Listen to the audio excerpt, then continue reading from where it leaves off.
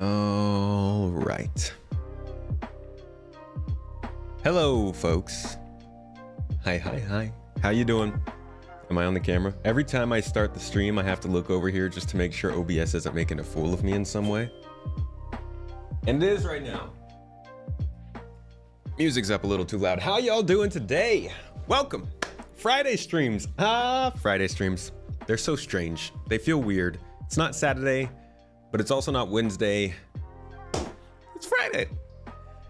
And I'm happy to be here, folks. Welcome. Blade Star. You guys came in early today with the 07s. I was right there. I was with you. Big Lou, happy Friday. Good to see you. Sergeant Derp, Spaced Cadet, Big Lou, 1.6 Brixit. You heard they rolled it back. Oh, you guys talking about the launcher? Is that why I had a launcher install? I was wondering what that was. Cool. I'm seeing the questions already coming in from you, Derp. I'll get to that one in a second. Krikos, hello, how you doing? First on Twitch. Good to see. Pungy, dude. I feel like I should be subbing to you, man. Toes Gang for life. We gotta find Toes merch, like a Toes shirt, or a Toes logo. I want to get a Toes logo on Javelin, and we can. Sorry, guys, it's gonna sound like I have like a fetish. It's literally just because it's part of the word tomatoes. Okay, don't get that out of your mind. Space Cadet, you hope they eventually will get a bit of pseudo-terrain deformation when a ship crashes. Were you the one who said that on that YouTube comment? That is that would be amazing. I don't know though. That's a lot. That's a whole lot. Terrain deformation when the ship crashes would be nuts. Nathan, how's it going? 07s, buddy. XZD. What's up, citizen? Thank you though, Punji, by the way, for the sub. I do appreciate that. Much love, friend. Jaybird. Hello. Welcome. Sam, good to see you. 07s, dude. How am I today? I'm good. I'm feeling good. I got a lot done today. I finished the monthly report. That'll be coming out tomorrow night. Just finished a podcast episode with one of the prominent piracy gangs in Star Citizen. We had a good talk about the cargo refactor. That'll be coming out on Monday. Got an IAE video that is almost done. Should be out on Sunday. And a couple of videos for the second channel. So like I'm feeling good content wise, which is nice because we're actually flying out of here. What's the date? It's the 11th. We're flying out of here in like 9 days. We're heading back to the US. So I'm kind of stressing out a lot. Oops, did I do something? It's a little hectic every time we move, so I'm not looking forward to that, but glad to be kind of starting to get ahead in anticipation of that. Your best friend's kids call tornadoes a tomato. Watch out, it's a killer tomato. That's pretty good. I like that one. Thoughts on the leaked RSI ship? I actually have tried. So this is like it's like one of the few negatives of covering this game is there are no surprises anymore. But I'm trying not to look at it too much. I saw it briefly and I think it looks cool. Looks like a lot like RSI's newer style. They're kind of the way they've been doing some military stuff lately. But I gotta say it's weird that it is coming before other large RSI ships. This doesn't, I don't know. Like, I think CIG's been getting a lot better at doing a good amount of ships straight to flat. I mean, 4 years ago, like every single thing we saw was a concept, and that's why we have so many concepts now. And it's great that they're getting stuff straight to us. It's great that they're doing stuff quickly, but it does feel weird to see. Why am I on this one? It feels weird to see a new ship that big getting introduced before like the Perseus or something like that. And I understand that the Perseus is a capital combat ship, so it's a little outclassing everything else in the PU compared to what the Galaxy probably is, like a general purpose ship, but still, it's just, I don't like it. I think they should have done one of the other big RSI ships. Looking like a champ this morning. Thank you. Got my black shirt on. It's really because I don't have any other shirts right now. And you asked about what happens to the crew of the ship that survives a soft death when they're in Atmo. I would assume that they're just it's gonna be like if you turn the ship off and you were in Atmo. Same kind of stuff. I would hope so, at least. I hope the ship is still physicalized around you. Pseudo terrain deformation, as in like it spawns a model that kind of simulates terrain pushed. Oh, I see. So like updates after the fact. Yeah, I don't know how they do it. Granar, what's up? Party at my house. You just want the RP elements to be fleshed out. The drip in the game is lacking. I would like some more diverse clothes, but I'm not hurting for it. Not too bad for me. I can wait for that. But I can't, I also can't wait for it. I can and can't wait for it. It's a conundrum. Do we need a Carrick competitor now? No. No, not at all. Like, the Carrick doesn't even do what it's supposed to do yet, right? Just give it some time. Let it stretch its legs. If they wait to give us our Carrick competitor after they've figured out long distance scanning, I guarantee you it'll be a better explorer than the Carrick. So, the longer it takes, the better, I'd say. Everyone talking cargo. You just hope these investigation missions have deeper mechanics. Yeah. I talked a little bit about the investigation missions when we went over CitizenCon. I was really hoping it was going to be more a component of different missions as opposed to a mission on its own. And I guess they could still end up doing that. They talk about how missions are modular and stuff. I hope they do that. I hope that we encounter investigation elements in other missions, because I feel like narrative made to order investigation missions are not going to produce enough of variety for us very, very fast.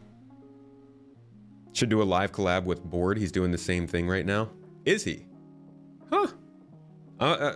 That's not fun. I don't want to compete with Board Gamer on the topic of Star Citizen news. Ah, that's miserable. No wonder YouTube's viewership is so low. Get out of here, Board. Did you notice how slow those ships were going through all the new race courses? I did. It looked nice. It looked more fun than how I do it, which is way too fast into the side of the canyon. You think it'd be awesome for soft death in atmosphere and having somebody else trying to fly alongside and jumping over to their ship. Jeez. We talked about, during the podcast today when I was talking to the Piracy people, we talked about how like you can crash land a ship on the planet's surface and have the whole experience of like getting down and having to figure out how to get out. That was before. That was when your ship was disabled but not destroyed. Now there's a good chance it won't be destroyed either way, so more people will be experiencing that, I'm guessing. You don't think I saw your comment about racing? Are you more excited for 3.18 or 4.0? Do you ever want to host a small race event for 3.18? I wasn't planning on it. Wasn't really thinking about it. I guess it would be a good idea though. I hadn't even thought about racing yet. We got some people in the org who are more into racing than I am, who are looking to set up some things, I bet, but we'll definitely do something as a group at some point. Do you think they will change the cargo owner system, as in if you bought the cargo? Yannick, I wish, dude. I really wish, because that's a problem for many different things. Like, you should be able to go mining, grab the stuff from the moon, take it to a refinery, get it refined, and have somebody else pick it up to deliver it, you know? And then have them get paid and transfer the money to you. Or split the money automatically, I don't know. But the fact that you can't do things like that, you can't do things like transferring cargo or now, you know, sharing things with friends, like that's all really annoying. And I wish we would get an update on the ownership system, but they just they haven't even talked about that. Actual need for research tools and see a riskier difficulty than getting caught by the cops. Good morning, Jedi. How do you make cargo hauling more than jump and travel 20 kilometers or force them to at least normally fly routes? How do you make cargo hauling, I guess you mean be more than just quantum jump and travel 20 kilometers? So I think a big part of it is quantum boost. If you've noticed in the game, which I've probably been kicked out of, I have not. Am I at a crew point? Nope, I am not. If you've noticed in the game at the Lagrange points now, they kick you out before you get to the station. So there's like multiple things to go to. I think they might start doing that for, I guess, the Lagrange points and the stations that you might be shipping to. So you'll have to hop out, get into quantum boost, manually travel there, which is like another, who knows how many kilometers of space. That's kind of riskier, I guess. In addition to that, I would say probably interdictions will be a thing, extortions and stuff like that, really. But cargo hauling on its own is like truck simulator in space, right? Not the most exciting gameplay, but I think there's going to be a lot of opportunities for things to happen during cargo hauling. I think what I'm hoping this game ends up doing with missions is that, like, you get the most simple missions, fetch quests, help this person, go to this outpost, bring these plates to this dinner table on this moon, like whatever it's going to be. And then they complicate those by throwing in the odd interdiction, or like a distress beacon on your route, or you get to your destination and there's already something going on. Like, they don't have to make super complex missions for us. They just have to make sure that the whole quantum simulation is doing cool things in the background, right? That's how all these cool, boring movies, boring? I read that comment. That's how all these cool movies go. Like, literally, Solo, the Star Wars movie, is about people having to take something from one place to another, and they just stretch it out into like a couple hours and make a big story out of it. Or like Firefly was all about people who were just trying to smuggle some stuff back and forth, and constantly they were getting caught up in different things. It's like, you know, that's how they should do the missions. Give us some cool distractions. What do I think of AI crew and blades? I think it's going to be super useful. Probably very glitchy for a long time. And most likely crucial for solo players if they want to go any bigger than like a Connie. Find a lot of fun making cash for flying the most impressive ships in the game. Somebody's got to do touring. Somebody's got to use Origin ships, right? Elite Dangerous did that and it felt really fake and not fun. But Elite Dangerous forced you to do that for the sake of interdictions alone. That's not why Quantum Boost is in the game. Because in Elite Dangerous, you have to fly everywhere in Super Cruise, which just gets monotonous and boring because you're flying forever, sitting at your chair, focusing on the process, right? But if you're doing Star Citizen and you're jumping across the system, you're spending 15 minutes, or, dude, hold on a second.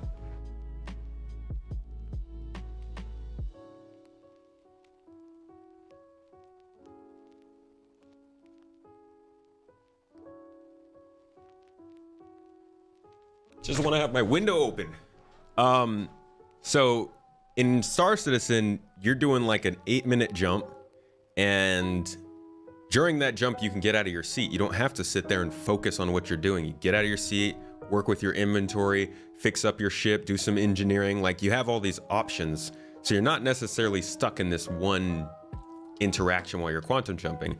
You hop out of that, and then you have to quantum boost to kind of close that small gap. That's only a couple of seconds. Like Elite Dangerous, you're doing it for a lot longer. But in that instance, I think it's a little bit better because A, you get to define where you're going, so you don't have to do a spline jump or something. And this helps with exploration gameplay as well. But then B, it's also just not a long time like it was in Elite. I don't know if that's going to fix the problem, but I think it does at least help make it not as bad as it was in Elite Dangerous. Blackburn, can we take some time to appreciate the audio in the last ISC? Some awesome soundtracks that I really hope are background ambiance for Pyro. There are some good songs. Yeah, I liked it. I'm excited to hear what they're doing for Pyro. I believe Pedro said that he was building out a good feel for the system, so that's exciting. I got to give my thanks. Big Bean, I see you with the 10 bits. Thank you so much. Exoster, thanks for the follow. Revixie, thanks for the raid. Appreciate you. And Twidget, thank you for the bits, my friend. Jorg is doing touring and it's pretty fun. That's cool. It's nice to do something that's not like officially in game. When do I think physical lockers and loadouts will be in game? Oof. I think we're gonna get, I think there's a chance we could see it next year. I don't know if we will, but I think there is a chance. That is to say that we will most likely get it the following year. I would say it's almost guaranteed the following year if we don't get it next year. Because loadouts are something that they've got to already have working for Squadron, or at least got to be working on for Squadron, and we know they've been getting worked on the progress tracker. And what else is there? They've talked about the fact that they're building out the system that allows you to take your helmet off for resource management because of the whole vacuum and life support and all that jazz. So they're working on that entire section of interaction, I think. And that's just the next step in the inventory system. So I think there's a chance we could see it next year. Maybe 4.0. Maybe the following patch. There's too much one-dimensional assumption going on right now though with the new cargo mechanics on the part of CIG and players, and good day, Sir Tomato.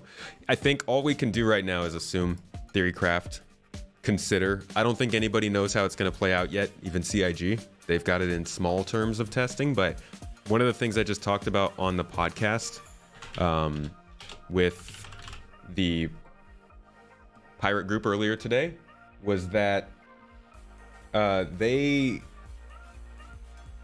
it's all going to depend on how players react to all this. Like, they don't really know what we're going to do. Players could get really pissed off and just kind of stop transporting stuff at all because it's very easy to steal it per se now.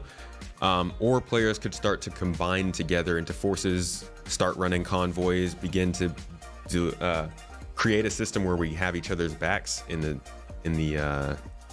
Stanton.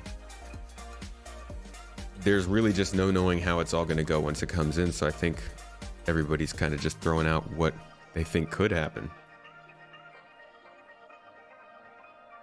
What country are you in? That call to prayer is funny, but it sounds cool too. I'm in Turkey. And the place it's coming from is right there. I would turn my camera, but I might disconnect the battery. How can you have a ground floor in a cloud city? They should just call it Cloud Floor. Reese, what's up, Toes Gang? SC is the new Eve now? Does that mean I have to quit it? Because I quit Eve pretty early. Earlier today, meanwhile, it's 10 a.m. for you? Yo, the sun's going down outside. Like, it's dark in here. If I turn the lights off, it'd be dark. You like the new mechanics, but no one seems to have asked the question, what happens if the traders win? If I repel borders, I'm left in a dead ship with potentially hundreds of boxes. How is my awesomeness rewarded with that? We talked about that on the podcast too. And it's just one of the crappy situations of the fact that Star Citizen just still doesn't have complete features. Like, this cargo refactor stuff, and we'll get into it here in a second. We'll start looking at the AMA. The cargo refactor stuff is going to suck in a lot of ways because we don't have the features to support a lot of this. We don't have vehicle tractor beams. We don't have the ability to share cargo with one another. We don't have an easy way to call for help or an easy way to find someone and give them help. We don't have an easy way to cut into ships. There's so much stuff that's not going to make this a great time, but also it's going to be a ton of fun to experiment with it. And, you know, I think in that situation, you're literally just going to have to ask someone to come save you. And it's going to be interesting to find out what happens there when somebody comes, gets you, you move your cargo onto their ship, you guys go to a city. Do you sell it or do they sell it? It's still your cargo because you bought it. Can you sell it off their ship in that city? So I don't know. We're going to have to find out a lot of weird stuff with this system. It's probably going to end up with a lot of things kind of broken, or at least broken feeling for a while until they can get a couple of these other things in. But I think the most important thing for them to do after this is fix the reputation system or the crime stat system, and just make sure that those people who are defending themselves aren't getting in trouble for it. We are all testers and lab rats for the good. We are. You like the idea that we're not allowed tractor beams in Armistice zones because we'll be naughty with it. It'll be interesting to see which planets allow you to have a tractor beam on you once you're through security. I would hope that if you have a tractor beam in a city, you can still steal stuff, throw stuff, do stuff with it, but security makes sure that you don't have it equipped. We'll see. You don't think you'll ever be able to steal ships and sell? I don't mean steal ships. I mean, if you get your ship blown up, but you still have your cargo, somebody comes to save you, and so you transfer your stuff over to their ship and go home with them. They're basically facilitating the cargo hauling that you were doing.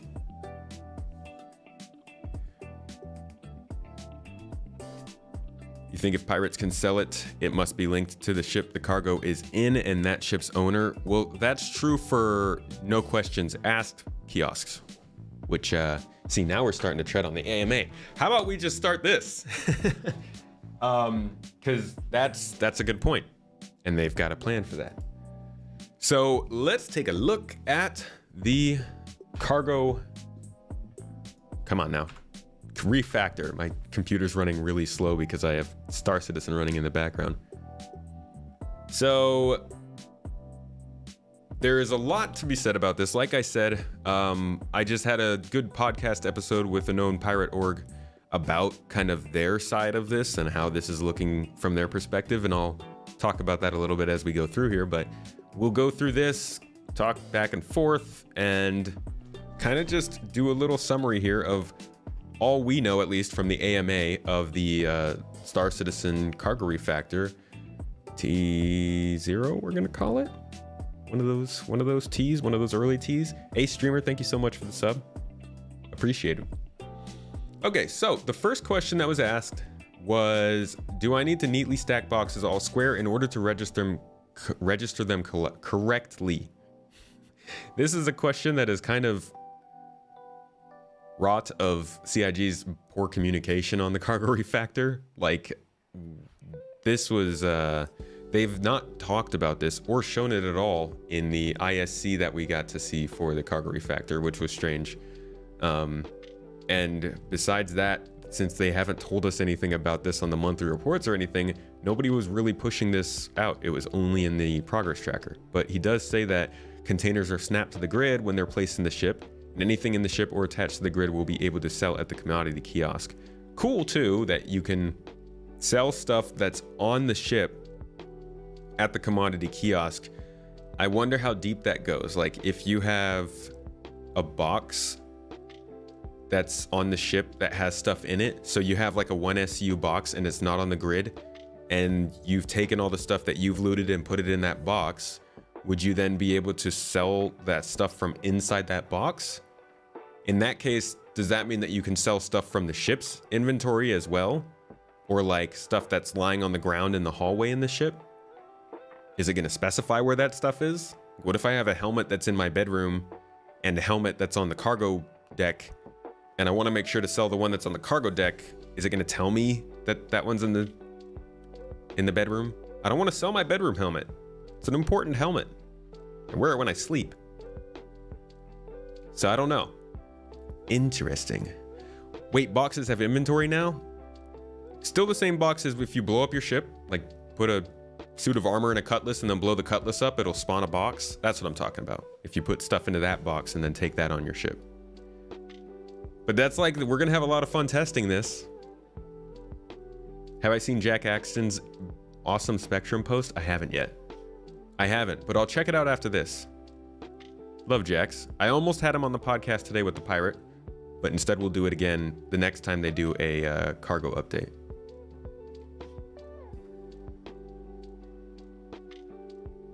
If it's such a complex issue and they come to the realization that lifting Armistice zones in cities is not a thing, then just make other players undefeatable in cities like any other MMO. I don't like that. I really hope they don't do that.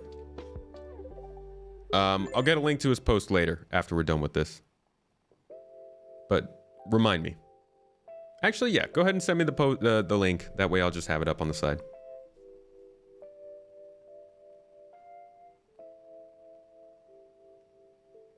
Taryn, thank you for the 100 bits, my friend. Appreciate you, bro. Bedroom helmets. We're getting cosmetic repair in 3.18, but doubtful we'll be able to get ships back up and running. Yeah, but the repair is kind of cool. I wasn't expecting that with salvage. Happy Friday, Tomato and Mrs. Tomato. Oop. Oop, oop, oop. More biddies for the pizza fund. Ooh, maybe I'll do pizza tonight. Why would you want to die in cities? The same reason I want to be able to die anywhere. It adds a very... It changes the way you play a game when you're in danger. That's part of why... That's how you add meaning to stuff, you know? I mean, off the top of my head, you're gonna fight a fight with somebody in a bar in a city differently if you know you could die. You're gonna not steal something in a city if you know you could die. And if players know they can't die, there's not as much reason to not do crazy things in cities. And if cities are able to say players can't have weapons, but security can, that ups the ante. Now, you really have to be careful not to break the law in that city. And on the flip side, that also means they could build some really cool missions into the city where you might be forced to smuggle in a weapon and risk that whole being killed. Things don't only have meaning because you can die. Come on, man. You know I'm not that absolutionist. They just add to it. In a major city, you're not supposed to be in danger? Did they say that? From what from the way I remember it, this has always been the way Star Citizen has been planned. Let's see. Star Citizen weapons in cities. 10 for the chairman. I don't even think that's actually going to pull something up.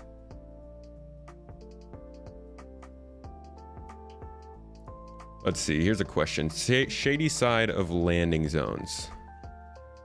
Will Star Citizen landing zones feature the darker establishments that would undoubtedly crop up, such as drug dens, legal casinos, and black markets? There will be areas in the PU that are much seedier. Even in some, say, big areas like Terra, there will be seedier areas. In Terra's case, we call it the blocks. As another landing area is where you'd do your black market trading. Missions that wouldn't be public or kosher would also be found down there, so those aspects would definitely be around. We'll try to make it as immersive as possible. Blah, blah, blah, blah, blah, blah. It doesn't mention anything about weapons.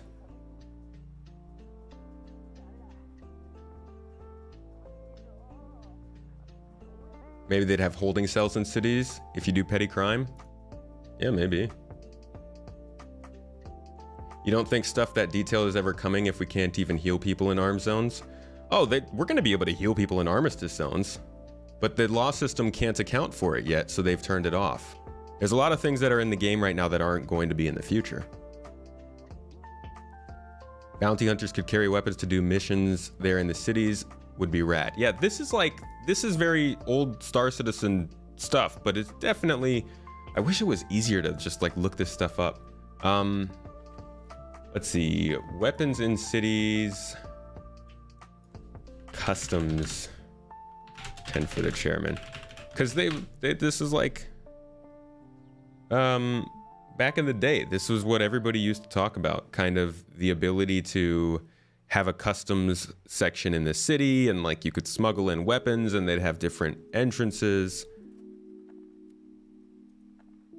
You need to find a way to smuggle arms into the city. The security checkpoints will be able to detect weapons. Yeah, like they've talked about that stuff. You're all for it, but if they can't even handle the use of tractor beam in a city or the use of a med pen in the city, then they need to come to a conclusion.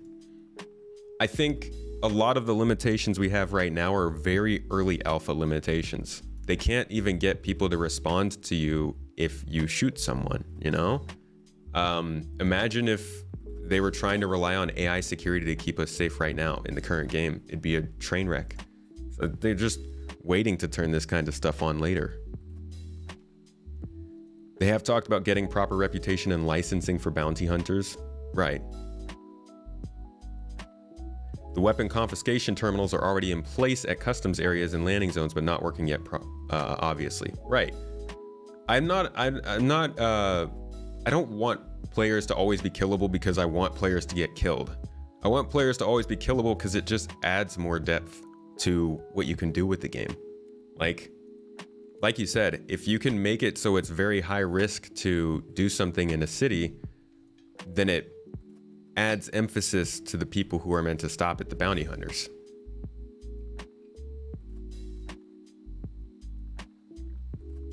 Plus, if you remove the ability for people to die in the city, then you can't have any combat-oriented missions that happen in city spaces. So like, if there's an underground zone in the city, or if there's like a special event that happens in the city, they'd have to, I guess, work in a anti-armistice zone thing, which they did with what was it called? Siege of Orison. They do kind of do that. I really hope they don't make that a permanent thing.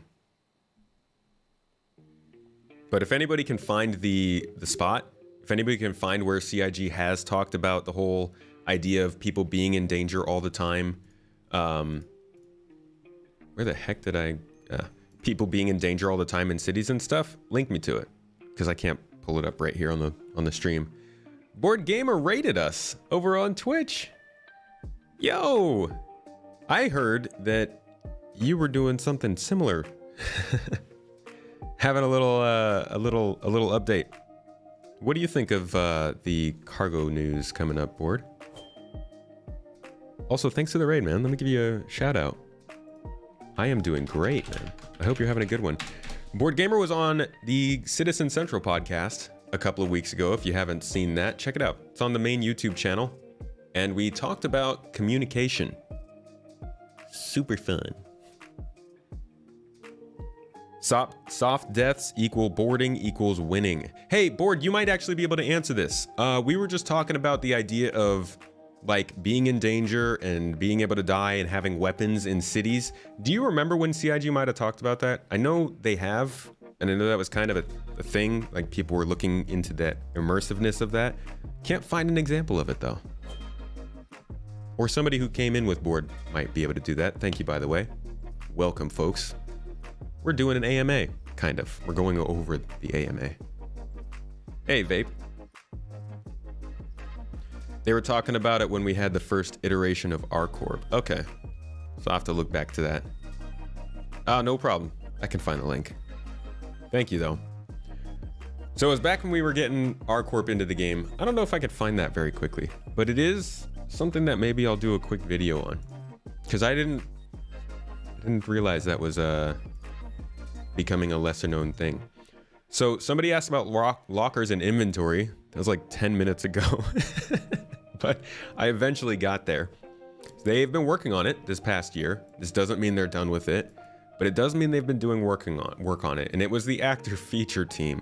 So they probably are now getting this into Squadron 42. So lockers and inventories are likely going into testing for Squadron 42, and maybe we can expect it by this time next year in that case. Smuggling weapons in, weapons with civvy clothing, being able to use weapons at LZs. Right. You sent the link to YouTube for Space Tomato. Oh, you found it? You found where they talk about that? Where'd you put it in chat?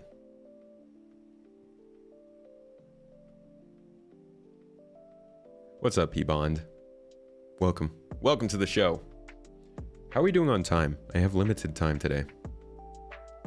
If you get caught with smuggled weapons, then I can see security coming after you. Yeah. And we've had that that was on here too. I wonder if smuggling is on here. Smuggling. Security. They have security networks coming up. Let's see. Assigned criminal rating, communications network, blah, blah, blah. Includes other features like clearance. No, that's not what we're looking for.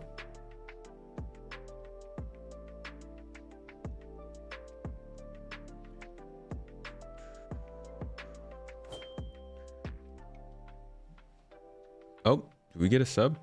I see people joining. We got a raffle going. Somebody start a raffle. We're going to be doing another giveaway soon. I'll be actually hosting a pretty freaking big giveaway. It'll be ending next month on December. It'll be like a birthday thing. I'll announce that probably next weekend, but if you're getting points on Twitch, you're getting ahead. And thanks for the super chat, Ace. I appreciate it. You're having a hard time imagining AI handling selective cargo removal. I've seen it in other games, but I don't know how it would work in the crazy networked game like this. Board, shh. It's that plus more. We're not just stopping at one ship. Not one ship, we go hard. Nah, it's fine, dude. What do you think it will be the response for the piracy features, for example, user and AI bounty missions? What do you think it will be the response for the piracy features? What do you mean by that, Vape? Monster. Absolute monster, you beast. Okay, let's go on to the next question. I'm so bad at doing these. We're literally on number 2. Containers are snapped to the grid. Oh, this is the... Wait, is this the answer? Is this a question? Oh, no, this is a question. Containers are snapped to the grid when they are placed in the ship. Can be understood to both mean placed in the ship by the cargo terminal and as a confirmation to the original question of whether cargo stacked with help of the tractor tool will snap to the grid. So this is just like, we want to be sure. Hey, Hammers, Moles, and Soul Scream. Renewing that sub, 6 months. Thank you both. Thanks for the support, friends. The answer to this question was buying cargo works just like it does now. You purchase from a kiosk, that cargo is loaded into the ship automatically and attached to the grid. Once outside of a Armistice zone, you are free to move it around and snap it to the grid with the tractor beam however you want. Love that. Wish they had shown it, but love it. When it comes to cargo refactor and piracy, what have you thought of to encourage player-to-player boarding actions? Well, so we hinted about this in ISC. It wasn't very clear. It was not. So with 3.18, we're introducing the concept of soft death. There's a 70% chance a vehicle will die with its interior and cargo intact from combat deaths. Explosive deaths or deaths by game rules / near a barrier, parentheses near a barrier, or touching water won't trigger a soft death. What this means is 70% of the time you and your crew are still alive and the cargo is still attached to the ship when a combat death occurs. The 30% of the time that this doesn't happen, your ship explodes and cargo is pushed out. And then 0 to 90% of the time of that cargo remains. Or 0 to 90% of that cargo remains, yeah. With the average of that being 45% of the cargo surviving. So many numbers. I don't like numbers. Don't throw so many numbers at me. I left that behind in a previous life. So this is like the big reveal, I think. Soft death is pretty crazy. Sorry, that was a weird sound. Not expected. So what's gonna be annoying is that this is definitely gonna be considered how the game is going to work forever by a lot of people. Like, a lot of folks are gonna experience this in the game and be like, why? And it's gonna be weird for a while, but this is really cool because, like Board Gamer said when he came in, soft death means shipboarding, and it also means emergent gameplay. Now, I think there's a lot of things surrounding this that are gonna suck. One of those is that, you know, the people who didn't shoot you might be the ones invading your ship. So you might get the crime stat for defending yourself. It's gonna be crappy. Imagine you get the crime stat for defending yourself, you kill all of them, and then you're left there with no ship to get out, a crime stat, bounty hunters coming for you, and like nothing you can do. That's gonna suck. That's the worst of the worst situations, because even a rescue beacon won't help you there. So there could be some issues that pop up from this, but also I see a lot of cool opportunities, and I think this is going to start to change the way that we play Star Citizen, which is good. I always say on my stream that like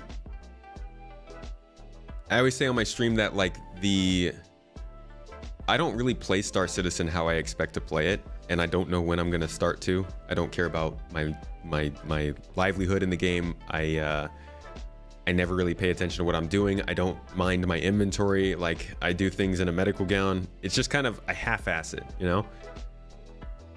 I feel like as a whole, we kind of half-ass the Star Citizen experience, and this starts pushing us towards taking it seriously. This and the fact that you can get your cargo stolen. Unless they bring in a trespass mechanic, that would be good, but they didn't say it here. So I don't know. Ship destruction is a crime. Right, but if somebody blows up your ship and then the other ship swoops in, like this other ship is just kind of holding off on the side, they swoop in and they're the ones who run on board.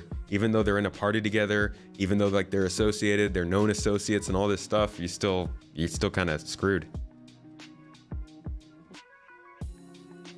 You have piracy, so they won't go for the risk of this turning into a space piracy game. Do you think CIG will end the game with bounty hunting missions too? Will up the game with bounty missions too? I wouldn't trust them to do anything they haven't already said. Maybe they'll reveal something to us, but with bounty hunting V2 coming up, I'm betting that they didn't really feel like doing anything right now. Bounty hunting V2 is like not far off. I guess it mostly depends on they have a lot of teams working on it too. This is going to be a big update to bounty hunting. So I'm guessing they wouldn't want to do anything temporary right now. Will we be able to board NPC ships to steal their cargo? If they added that, it would reduce the amount of player versus player piracy. I doubt it. I don't think they would do that yet. I mean, it's a good question, but if they didn't say it, I wouldn't expect it. Catch players in a different way. Oh, I see. Oh, up the game with bounty missions to catch players in a different way, or security missions to attack a pirate org. Yeah, I think they'll add that kind of stuff a little bit later. Assuming the com array is even up to give crime stats. Yeah, you have to be in com array, but it is possible. Ship destruction would give them a crime stat, so you're just killing someone with a crime stat. But if they didn't blow the ship up, then they wouldn't get the crime stat, right?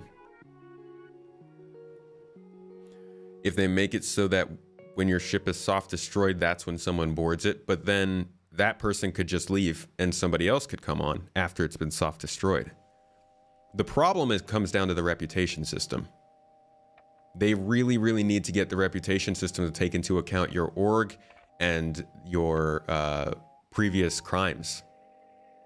I don't think there's any other way to get away from this, because you can always just game it with somebody else who's in your group, but not necessarily doing what you're doing. And I mean, even after they do that with the piracy and the reputation system, they could still get someone who's lawful to do it. But I feel like that's going to be a kind of a problem. Pirates might not work outside of comm distance. They might go into the comm array areas. Isn't doing damage to your ship also eligible for a crime stat? You have to do a certain amount of damage. You have to do more damage to them than they do to you.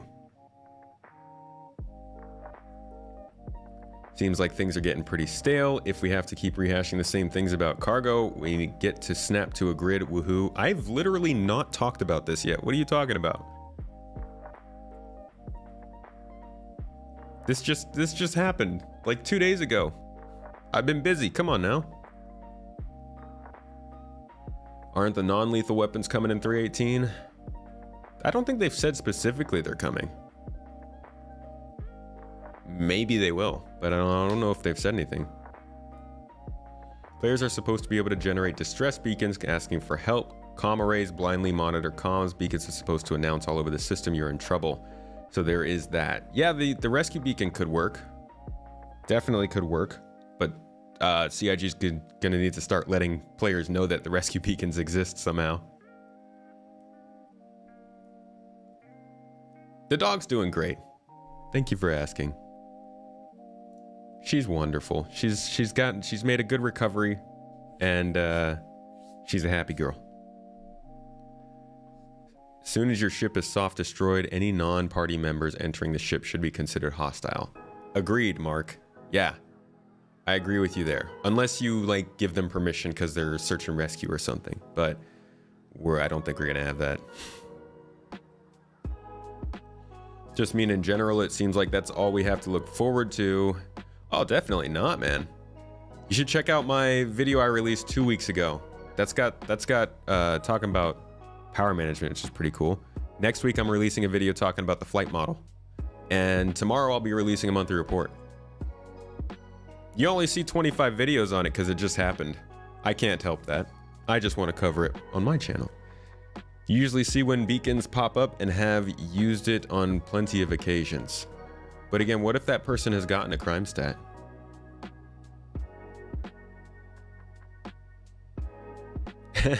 Ryan, I agree. The mobiGlas and the maps suck. Love your podcast videos and all. Greets from Germany. Thank you, Tribune. Appreciate it. All right, let's do another question here. When it comes to cargo refactor and piracy, what have you thought of to encourage play? Oh, we already did that. Are we getting any dynamic pricing changes to commodities? That's a no. We really need it. We really do. Especially because they're showing us supply and demand now on the kiosk. Like if you haven't seen it in the videos that they've given us about this already, they show supply and demand. Like, why do I need to know supply and demand if we can't even see dynamic price changes? Where is it? Here we are. It looks good. I think it looks better than it did before for sure. But I really can't wait for those freaking prices to start changing in some way. You don't like that you can't transfer your physical cargo to a friend? Yeah, we were talking about that earlier. It's annoying. Any hints from CIG that they will further increase the player count in 318? I've not heard anything about it, no. Supply and demand will definitely alter what we choose to trade or ship. Yeah, it adds some interest to it, but I feel like without dynamic prices, it's gonna be the same all the time, kind of. Like, there's not gonna be any sort of reason to change away from what you've already stuck to.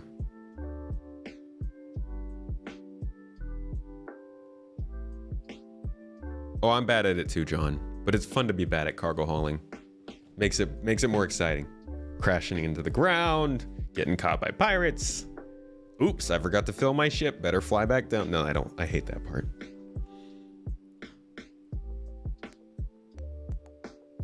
Just buy high supply and aimlessly float around until you find a location with high demand for profit. Oh my gosh.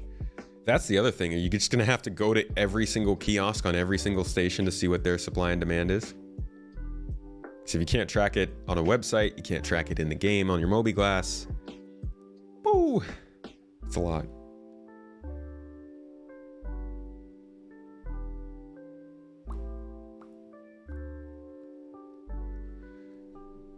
All right, another question. Are larger cargo containers still planned for the refactor like the ones on the raft? Why just one SCU? Why not 10 SCU boxes for less entities? The answer was larger than one SCU containers are still planned, but at the moment everything is still bought and sold as one SCU. He only answered the first one. He's like, I'm not even gonna answer that one. Guessing just because they don't have the proper like way of combining those boxes as physical things yet. That'd be cool if those screens in the cities were showed you the stuffs, the things, the prices.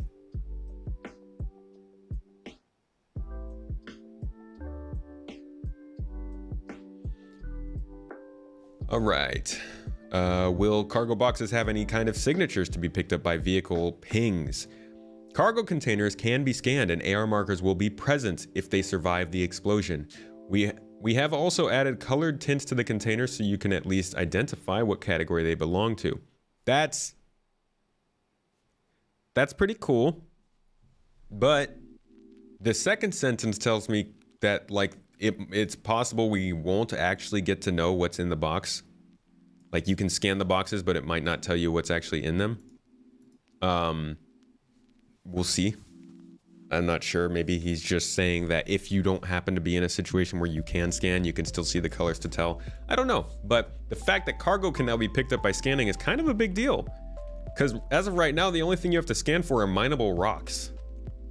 Like, okay. It doesn't matter to almost anybody.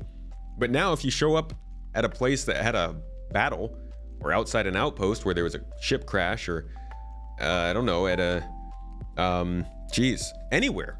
Like if you show up anywhere and you scan, there's a chance you could pick up cargo, which is kind of cool. That's a much better reason to explore.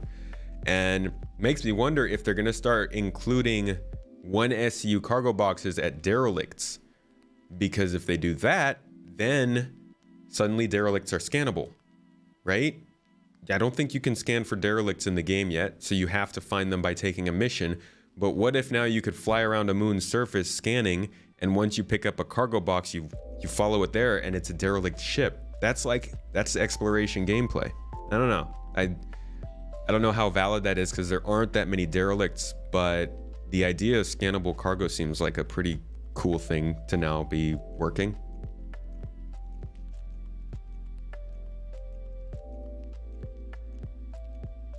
Ping and scan system is often used to help players when there is loot in zones that sometimes is almost impossible to see. Can you ping for loot?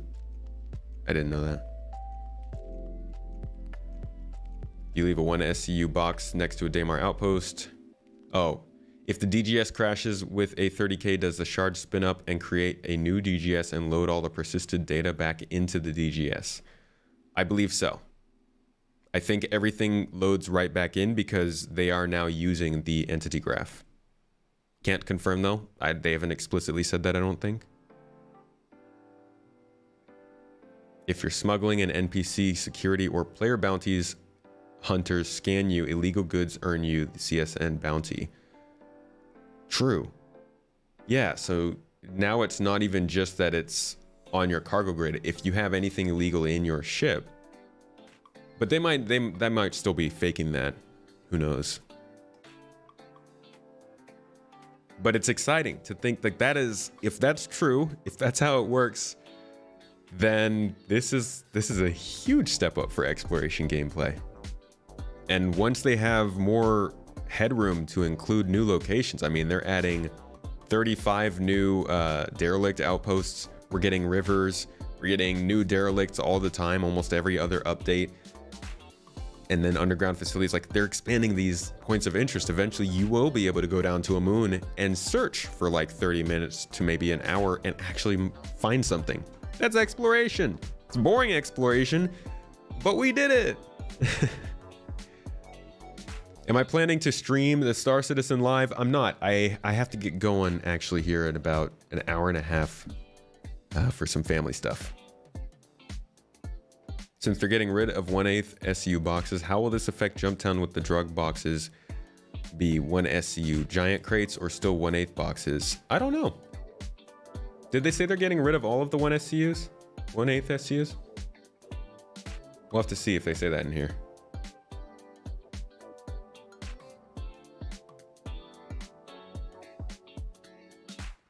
It's not logical that something from anyone is illegal when it's in your ship. I think in the head lore, it's kind of holdover. At some point when you steal things, they'll be marked as stolen, like on a record, supposedly. Dossier record, I don't know. Yeah, I don't know. I'm thinking that it'll be marked as stolen, like somebody will be able to mark something as stolen, and then if that thing is scanned by security, they would know. But I think even more convenient headcanon is just to think that everything has a registered serial number, and they just scan for serial numbers. But I don't know. Cargo has IFFs. Well, there you go. Don't think they're getting rid of the 1/8. Ah, that's true. Because we still have those... the lockers where we turn boxes in. They're probably keeping those around for a little while. Good point, Washoy. Okay. Any new commodities coming in 3.18? Basically, no. It's just the repair material that you can get at shops, or that you can get from ships. Will cargo loading timers be part of 3.18? At the moment, nothing changes with loading and unloading. This is handled automatically as it has been in the past. Once manual loading and unloading becomes a reality, you will have the option to choose between the two. If you choose to have the location do the loading and unloading, there will be a cost in time where your ship is unavailable while the process completes. Much like the current refinery gameplay. Honestly, I thought they were gonna fake it. I thought that they were gonna do the fake timers with the kiosks, because if you go on the progress tracker and you look at what they say for commodity kiosks, which was something that I figured was being done with the cargo hauling, they say that it's converting the kiosks to utilize building blocks, and it will also add loading timers. So I guess that's coming later. They'll have to update this. But I thought they were gonna fake it and just make us wait. So I guess not. But yeah, eventually we will have to do manual or automatic loading and unloading, and that's all. That's exciting. I'm looking forward to that. I think that's a really cool idea for gameplay, and I think there's going to be plenty of people who want to do it.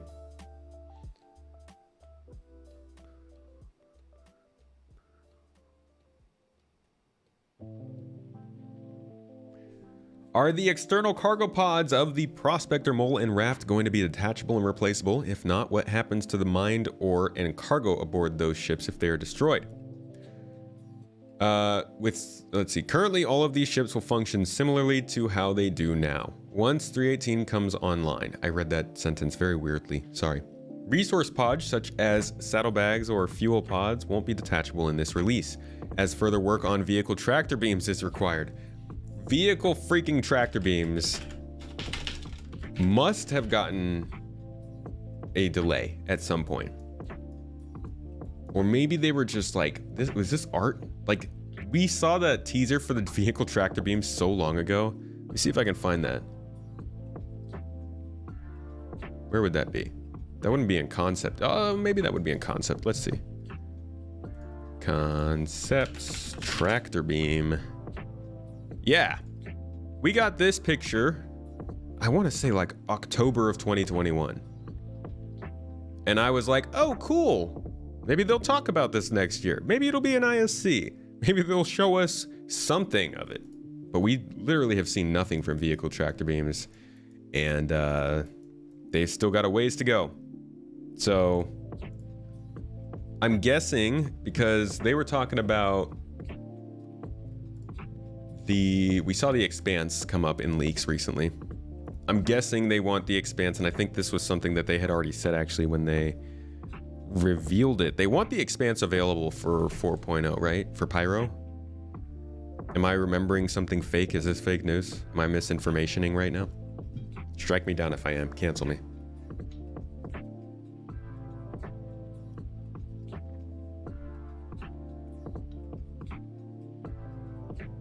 Yeah, Andrew, it does kind of suck. That's a big caveat of PES in its first iteration. We're not getting the matchmaking service, so it's a good chance you won't drop into your same shard. Hard to understand why there is a delay, especially with handheld tractor beams working without issue for years. Yeah, it is. It's weird. So I'm guessing this is a feature that will be introduced with the Expanse, because we have seen that the Expanse clearly, just like the Prospector, and I don't have concept art for it, just like the Prospector, the Expanse is going to be using those saddlebags for that stuff. Same as Connie. But yeah, it's kind of weird that we don't know anything about it. Hasn't been talked about. Nothing. So hopefully they say something next year. But it's going to be a while until the physical cargo on the exterior of ships can be interacted with. Once they can be, oh my gosh, it's going to take forever to unload the whole series ships. John Allen, 07s. Do I think we will get a video on Quantum Boost sometime soon? Probably not for a few months. I think they'll maybe give us a teaser or something, possibly a look at it in ISC. Most likely just some news in a SCL at some point. Like the vehicle features team will probably be in Q1 of 2023, and they'll probably talk a little bit about it. What's up, Phoebus? All right, next question. In the ISC cargo missions were mentioned. Can you go into detail on what these missions will be like and how they will work? In my mind and hopes, they will be something along the lines of this post. Post is linked. After 318, we want to separate commodity trading from cargo hauling. What does that mean after 318? That can mean in freaking 5.0. Ambiguity. I'm hoping that means in the next update after 318, but there's no knowing. They say commodity trading will be high risk, high reward. If you invest a large amount of your money, you will also have to manage the cost of loading and unloading as well as protection. On the other hand, cargo hauling is just moving things for NPCs from point A to point B. You are not tied to it financially, and it will be moving things that pirates don't care about, as there will be no profit in it for them. So, a couple things here. I bet Jack is super happy about this, Jack Axton, because that was one thing that he really wanted them to do, was delineate differentiate hauling and trading. So good to hear that they have plans for that. Second thing is the way they talk about it not being financially profitable for pirates is iffy, in my opinion. I think if they're talking about the fact that the things you're carrying literally won't be profitable to pirates, I don't think that. I hope that they don't try to say, oh, if you're running these missions, you're not in danger. Because you still could have pirates that want what you're carrying, not necessarily for the money aspect of it. So I'm interested in hearing what they mean by that. Because if they're saying, oh, we're just straight up going to say that if you're on a cargo mission, literally the stuff that you're carrying it'll sell for zero. I think that would be a really bad way to go about it. I think the stuff should still have value, but if it's very minimal profit margin stuff, then I understand that. I understand what they mean by that. But then that opens up the idea of the questions, rather, of how does a pirate know that? Is this going to require pirates to come, hold you down, scan your ship, see what you have, and then decide it's not worth it? Is this what all players and NPCs are going to do? Because a lot of players are going to get freaked out by that. There's still questions, again, that come up with this stuff. You believe that loading and unloading should be determined on amount of product and the style of ship loading format? Oh yeah, for sure. You're helping an NPC move a couch only has sentimental value. But they don't say that. And like, you can't assume that, because in the game right now, there is no couch. So like, is the mission going to be that literally somebody says, hey, you're moving a couch, and then you go onto your ship and it's just a box labeled couch? Because that's also pretty not a great workaround. Like, I want to know what I'm carrying, and I want to feel like I can interact with what I'm carrying. In which case, if it's a couch from in the game, even if it's worth 50 UEC, what if a pyro crew, what if a pirate org is like, hey, we're putting together our base and we want to get some furniture, we need couches and TVs and chairs. What if they scan down your ship and see that you're carrying a couch? And they're like, we don't need to sell that. That's not going to have any value on the market, but we need a couch. Let's steal it. In which case, like, they should make sure to let people know, hey, people can still steal stuff from you, even if you're on a mission. Why have missions for the cargo hauling instead? It should be like a kiosk for hauling. It shouldn't be a mission. It should just be insured transport of goods. I think the missions are going to be like contracts from companies. Like when they talked about Quantum, they're talking about how factories are going to make orders for certain amounts of metal. I'm assuming that's what the mission would be. You'd get a mission to transport 600 SCU of metal to the Anvil Aerospace factory on so-and-so moon or something like that. If you're moving 500 puppies for a dog daycare, you know that, shoot, if I would become a pirate. Oh, I'd become a pirate for those puppies. Believe it. It'll probably be low-cost stuff like processed food versus something like titanium. Right. In which case you are still technically in danger, just less danger, is what I'm feeling. So it's kind of like lower risk trading, except you're not trading, you're hauling. It's like lower risk economic gameplay, I guess we'll call it, if that is the case. The cargo for cargo missions might not be commodities available to the open market. It's possible they can be items like partially assembled M50 engines, but then wouldn't those be very valuable? Like, things that aren't available in the commodities market would be the things that people would want to steal most. So they'd either have to say, we're just going to block you physically from stealing these things, or we're just going to make those things worth nothing just cuz, which both kind of then, again, are going against the immersion aspect of it.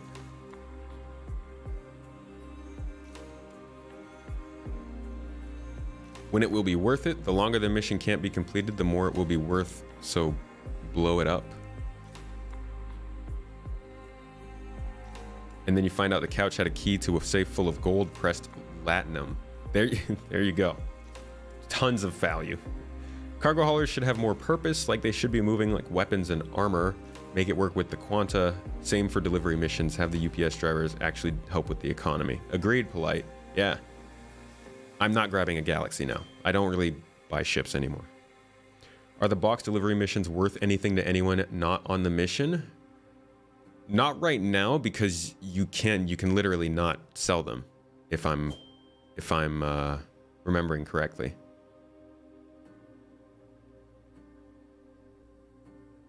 All ships will be in danger from pirates because of salvaging. I see you, pirate, calling salvagers pirates. So this, just like everything, I think when we learn about it, this brings up a lot more questions, and I'm curious to hear, or at least discover the answers when we start getting into this, when it's in our hands. The first step here, they say, is we will be adding cargo hauling missions that extend the current box delivery missions once you can manually load and unload your own cargo. They will start small and get larger, and the only thing the players are risking is reputation. Yeah. I don't know. I think there's a lot of ways that this could be a weird thing. Like, what if they say that commodity-based missions... what if they say that these box delivery cargo hauling missions, you can't actually, like, take the cargo out of the ship or something? Or what if they say it doesn't sell at a terminal? Just weird. It's kind of a little misleading. Not misleading to players, but misleading to the person who's stopping that ship. Because then they're going to have to make these look different from normal cargo, which is worth stealing. Just like, it's weird.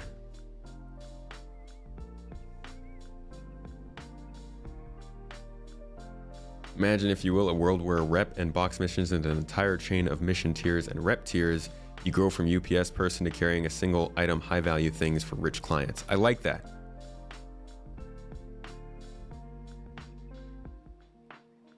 Only reputation, I imagine. In endgame, reputation will be much more important than cash. It's going to be pretty dang important. You're right about that. General Kotex, welcome to the chat. You're pumped for the 18th? Got any plans for IAE?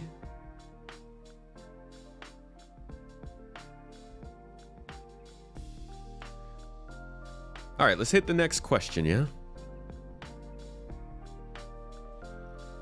Okay, so example. A cutlass, you buy 46 SCU for good, so it's full. On your way, you find a wreck and recover 10 boxes of 1 SCU, which you also deposit in your ship. On arrival at the TDD to sell, you would see 46 or 40 or 56 SCU. This feels like a freaking SAT question. Jimmy had 4 SCU of lollipops, but Sally wanted to give him 10. Dominic said no. 5 of those SCU of lollipops are mine. How many lollipops does Jimmy have? I hated those questions.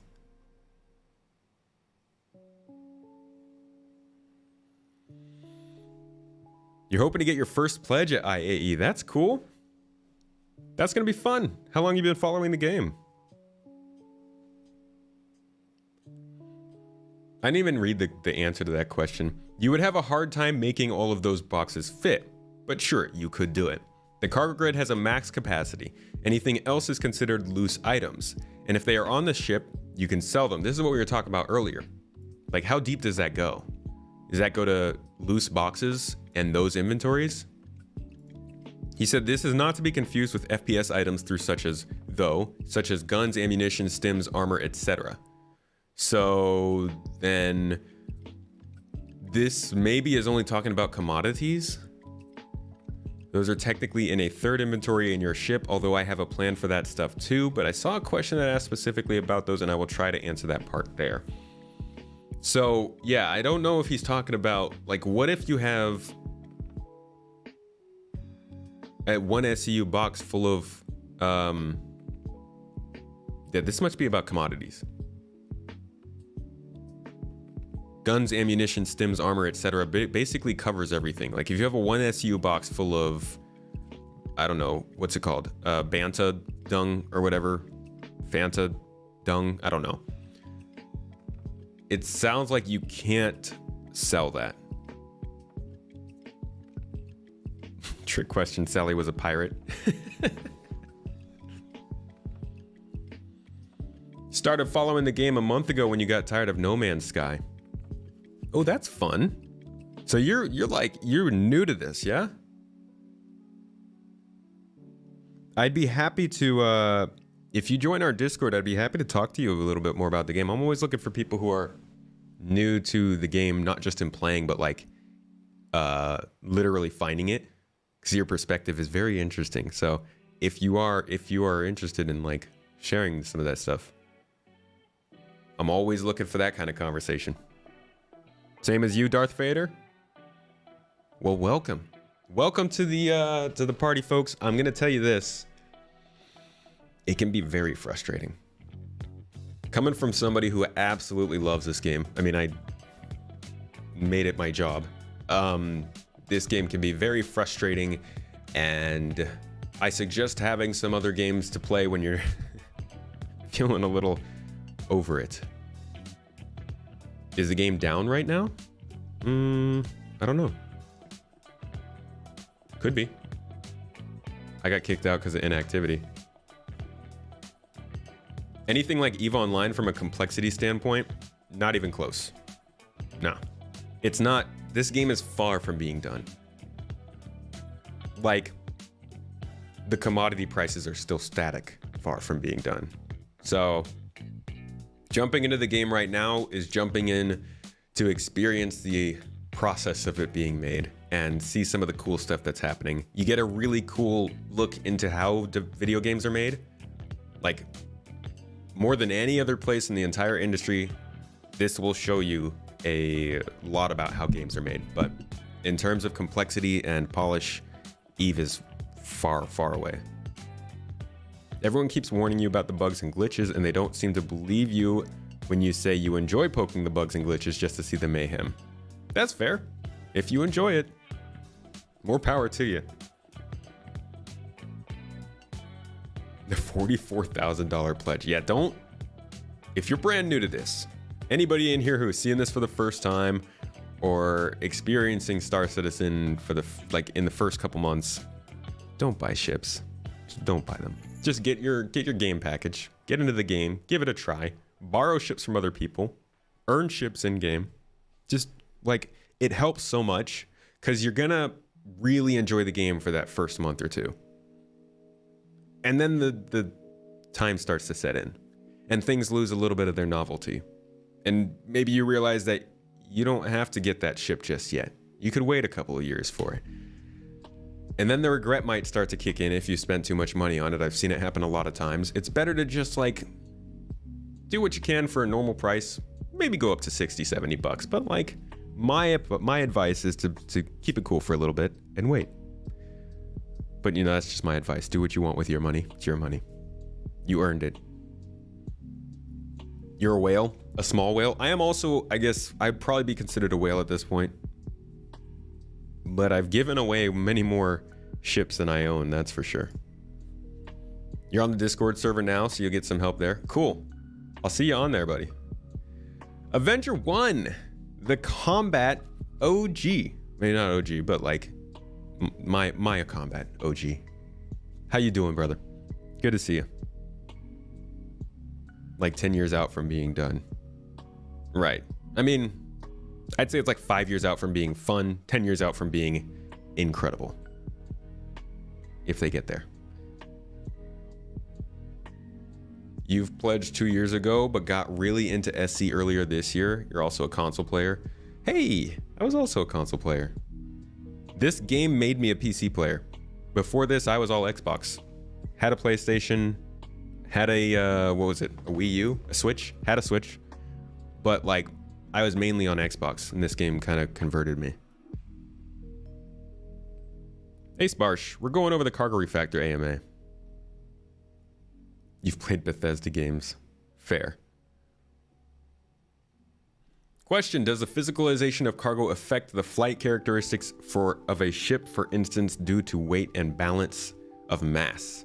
Not yet. That is a plan, but not quite yet. I would pick the Aurora over the Mustang for the bet as well. Thanks for dropping by, Avenger. How have the fights been treating you in game, man? How you feeling about running? I mean, you guys are going to be on the job a lot more now. People are going to need a lot more convoys after this, or escorts rather. Nemesis, good to see you. Tomat's around. You've bought ships spent about at most 500, but you like to support the project. I feel you. And that's like, if you want to support the project, by all means, buy the ships, do the things. I say buy ships and then give them away. You know, make the community happy. Hippity happity. Make the community happy, make a game out of it, throw a little event, do something fun. There we go. Captain Radix right there is on the Discord, ready to rent out ships to you if you'd like. Please tell you the new Ryzen 9 7900 with a 3080 will run this game. Yeah, it'll run this game. In fact, I'm gonna jump in game in a couple minutes here, and I'm playing with like an i7 9700K and a 1080 Ti. So you can see how the game runs on that and then understand. But this game is hurting a lot because it's not optimized. It's very CPU heavy. On top of that, it takes a ton of memory to run.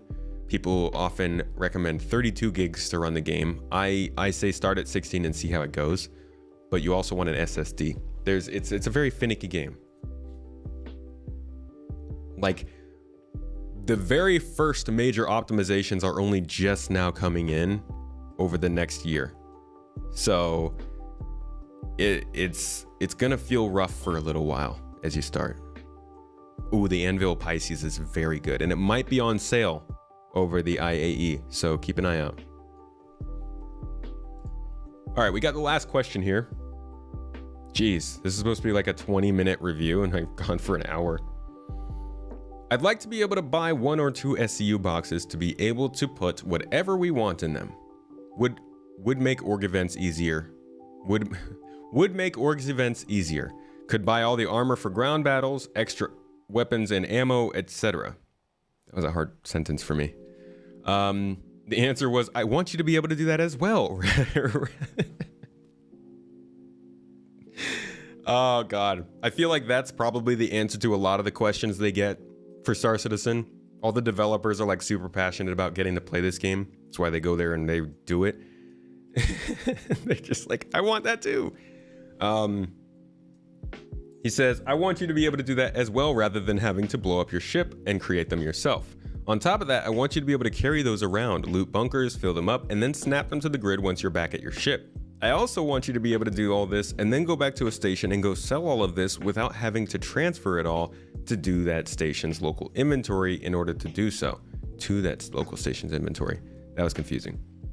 That said, it probably won't make it into 3.18. At some point, however, it will be a thing. This is where I use the dreaded soon. So that answers my question, I guess, in that you can't bring a box on board with stuff in it and sell that stuff. So it must be locked to commodities. Selling has to be locked to just commodities for now. So if there's a commodity box on your ship somewhere, you can sell it. If it's on the cargo deck, if it's on the grid, you can sell it. But anything like this that's put in a box or that's just dropped on the ship, you cannot sell.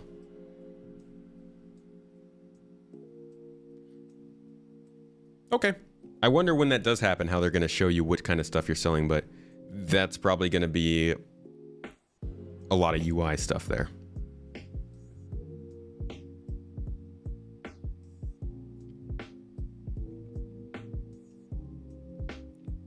Plus one to buying ships and giving them away to the community.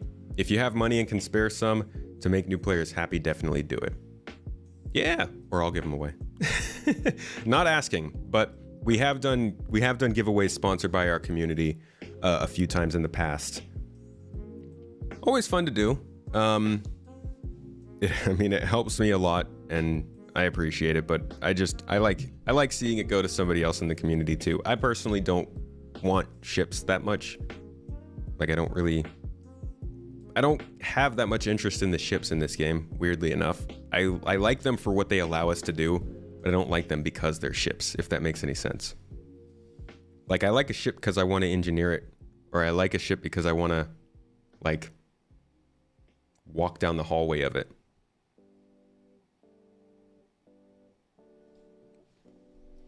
I'm more a features kind of person. But anyways, that was the Cargo Refactor AMA. Good fun. I think there's a lot of holes in it. There's going to be a lot of frustration coming from it. The soft death stuff. I can't even imagine how bad this soft death stuff is going to be with the kind of glitches we have in Star Citizen. All these percentages, the chance that you live and your ship dies, or you die and your ship lives, and like, I don't know. I'm just talking crap. But like, with glitches, soft death mechanics are going to be very strugglesome, I think. Troublesome, if you will. We'll see how it goes. Ultimately, I think this is a first good iteration, or a good first iteration on the Cargo Refactor. I think CIG could have done a lot better job of communicating about this Cargo Refactor, how it was progressing and what it included. A lot of people have been a little bit confused, had their expectations set a little bit too high, and just kind of weren't expecting what was here. And I think CIG needs to still get better at communicating what it is they have planned. But I don't expect to see another update to the Cargo Refactor at least until next summer. But maybe they'll slip something in for Q1 of next year. Who knows? Either way, that's the Cargo Refactor first version. I guess just as a little bonus here, because I said we would, let's look at Jack Axton's post real quick and see what he had to say.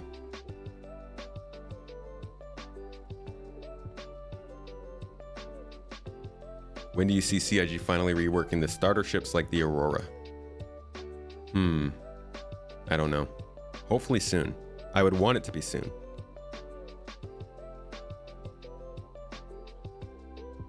That makes no sense because ships. Some people love them ships. What if you claim your ship that's still a husk? Probably despawns.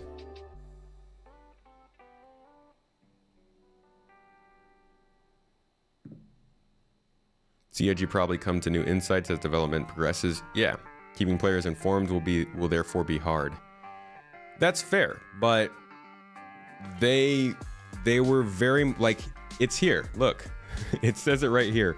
The refactor to allow both found and purchased cargo to be picked up, moved around, and placed into the cargo grid of the ship. This was all it was going to be at all times, but they never really put it in the monthly report.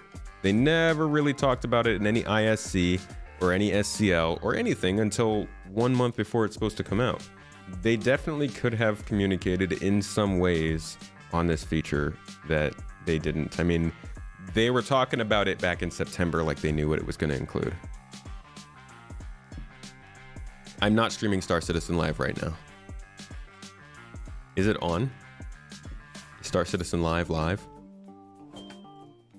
don't even know what it's supposed to be about this week. I guess we could stream it, but I've never done that before. Hey dude, Steve. You're new here. Nice you see a level-headed explanation of all of this. Thank you. Cautiously optimistic.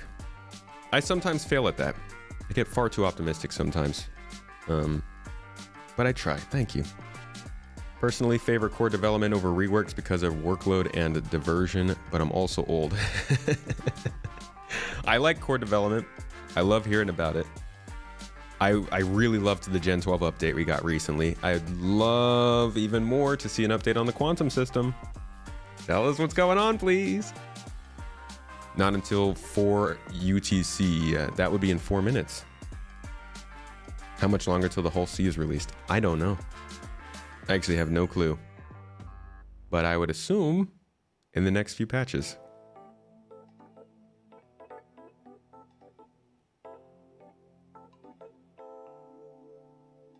It's racing stuff today. I'm gonna keep going with the cargo refactor.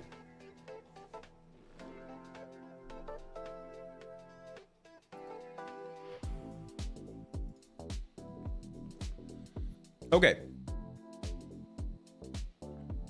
Jack Axon, upset about the cargo refactor. Why some of us feel neglected, he said. Trade has historically sat on a back burner when it comes to any sort of information on updates from CIG. Whether it be features shown off in posts or new patches. While ideas and updates for things such as mining, combat, and even salvaging have been iterated upon again and again, trading and cargo hauling have not. Changes to the trade economy are usually not even listed in the patch notes, leaving people confused to changes encountered until data miners or people in the know post information regarding new or changed systems. While I'm sure it's not intended, the perception among some of us is that the trading gameplay loop is an unloved and neglected one compared to how much attention combat and mining have received.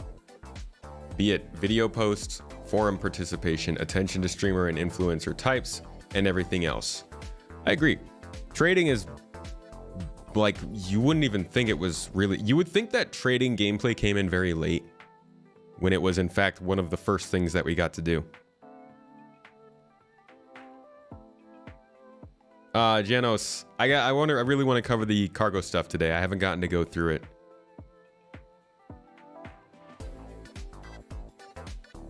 What pledge can you get that doesn't have a ship?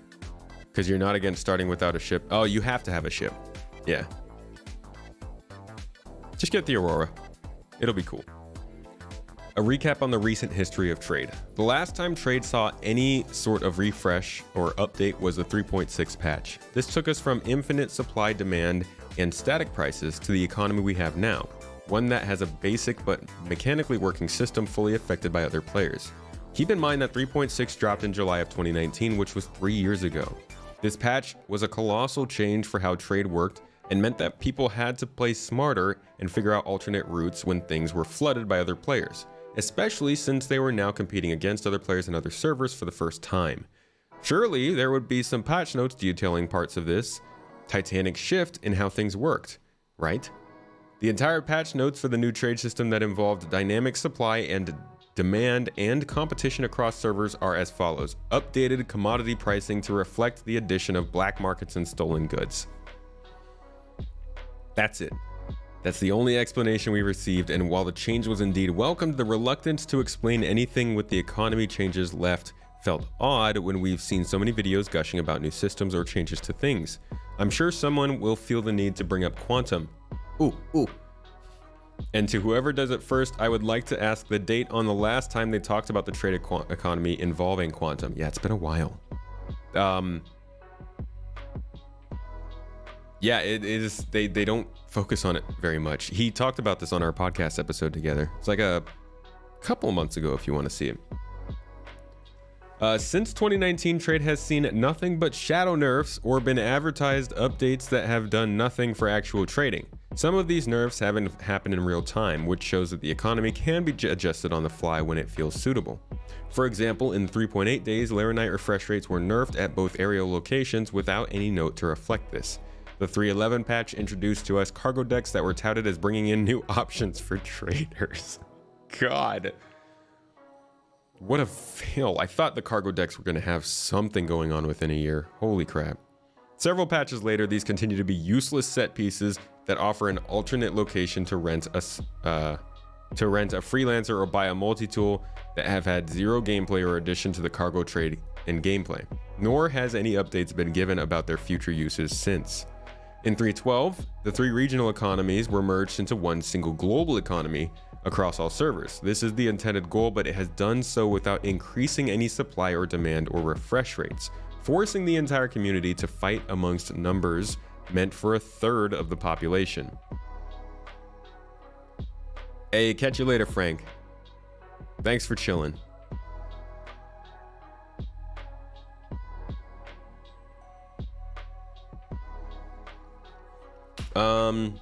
This also saw the introduction of refining, which forced miners to sell their goods as trade goods and making them rub elbows against traders and fight for demand.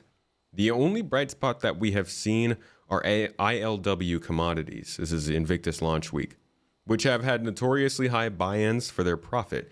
And while the profit amount is decent, the profit margins are so shockingly low versus the buy-in that most real-life companies would never chance such a risky thing.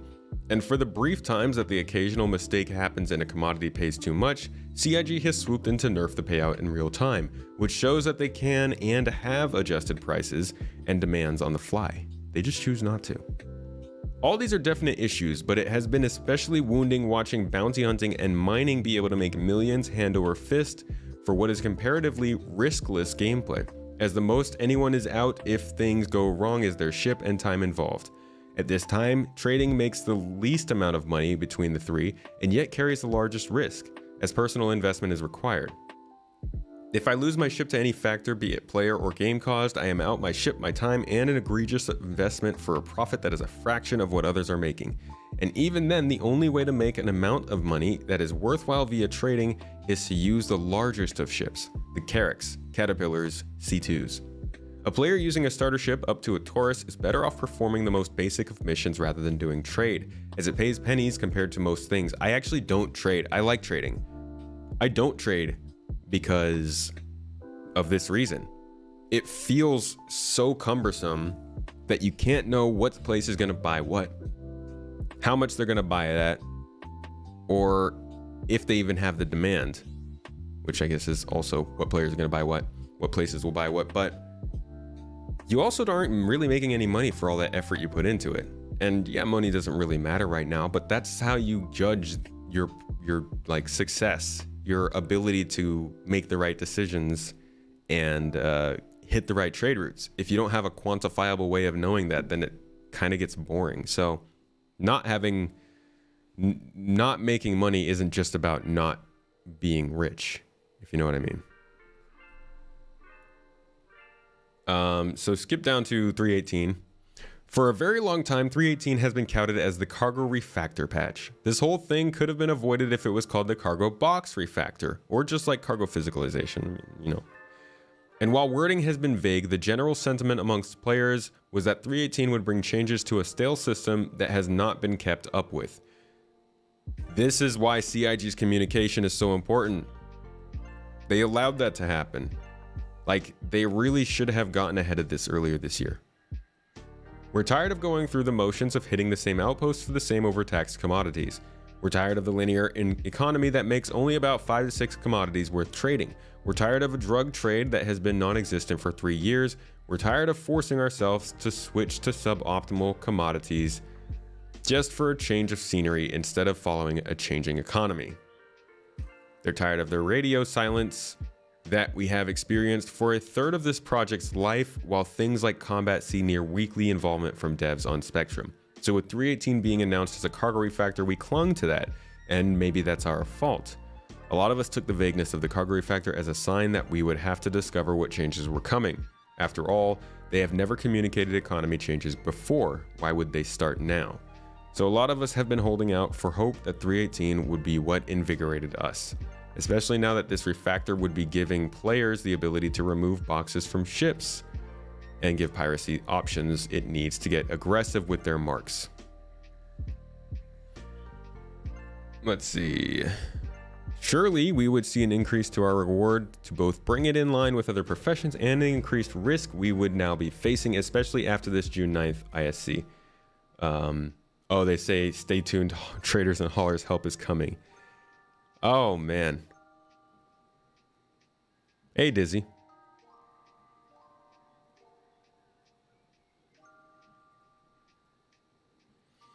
Again, maybe it's on us for clinging to those words and salivating over what else 3.18 would be bringing us, until, of course, the AMA happened and we were told that no changes to the economy would be happening at this time, as they wouldn't want to balance it again once timers become a thing.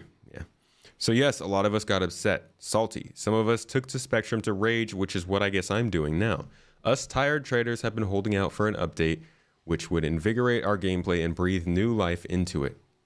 We were led to believe that 3.18 would be that patch, and now are expressing that tired exasperation that the only thing it is introducing is a new way for others to take our cargo.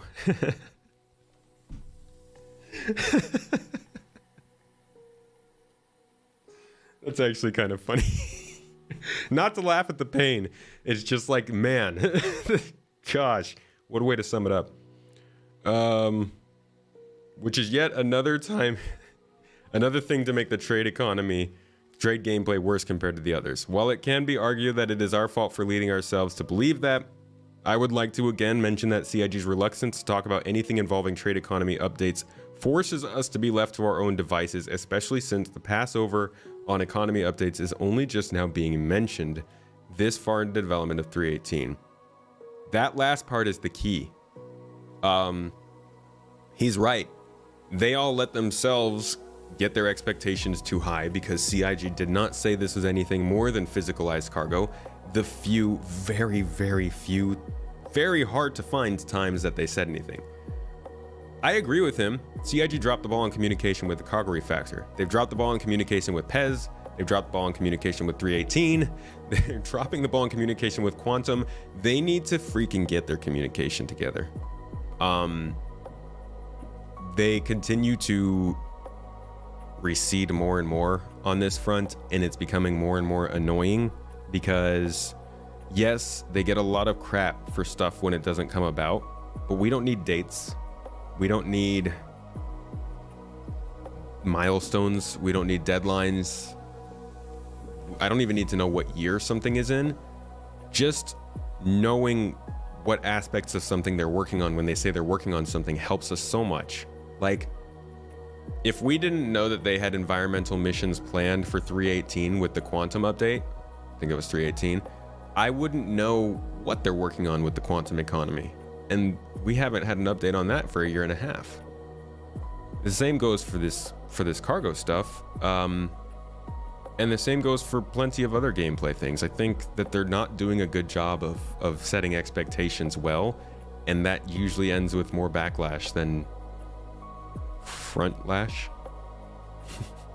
I think that they probably should have been talking about this as early as late September or early October at the very least, because we know that they had things kind of in place for that when they were talking about their 3.18. At this point, you're not interested in exploring new content and additions each patch. You're just going to patiently wait for a proper game. That's what I think most people are still going to be in the best place to do.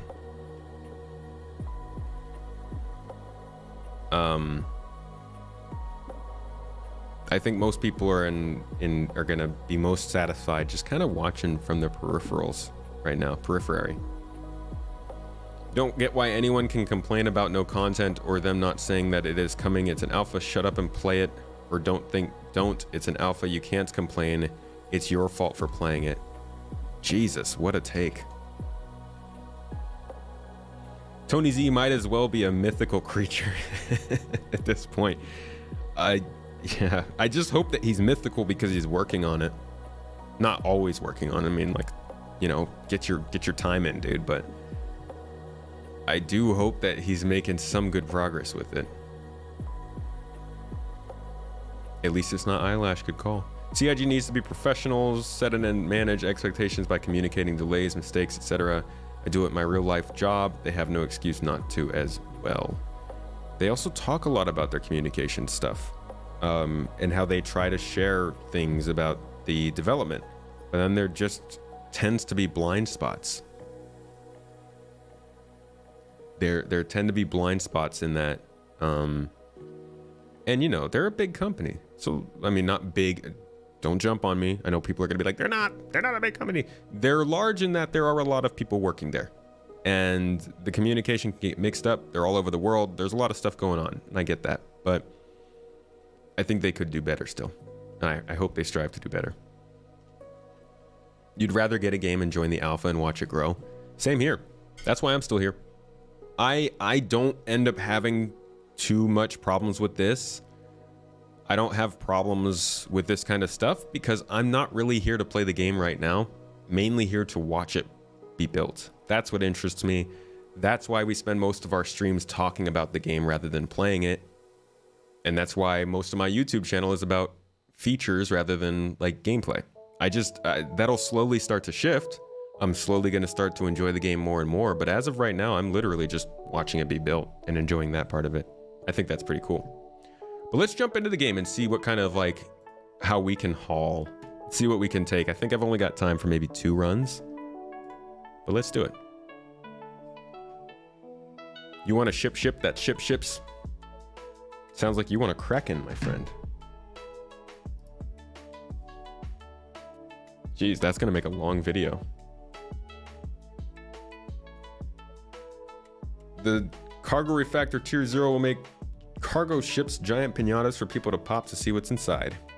Except you're gonna have to crawl inside that pinata.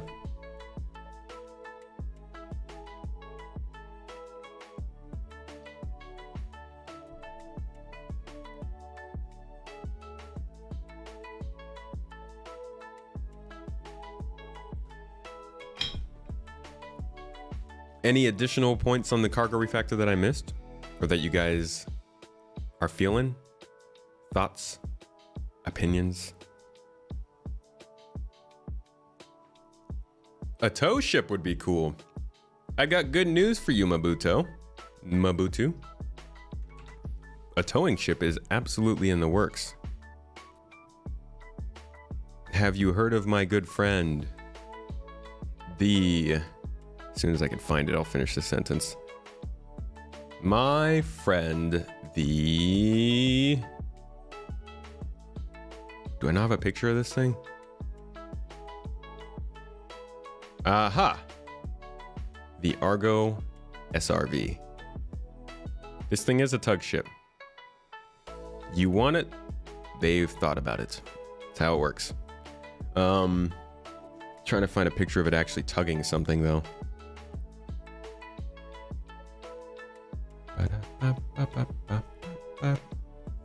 There we go. The tug ship, the Argo SRV. It also can use that tractor beam to move cargo boxes, mineable rocks, and other things that are interactable. So this is probably what you want. It's in development. It's been in development for quite a while. It's probably coming early next year, probably first half of next year, unless ship tractor beams take a while. Like I said, those look like they're coming sometime next year too, and I'm guessing the SRV will be the introduction of ship tractor beams, but anything can happen. Skippy! Greetings from your hometown, dude. You back in Germany? What's up, man? Thank you for the super chat. How's your trip gone?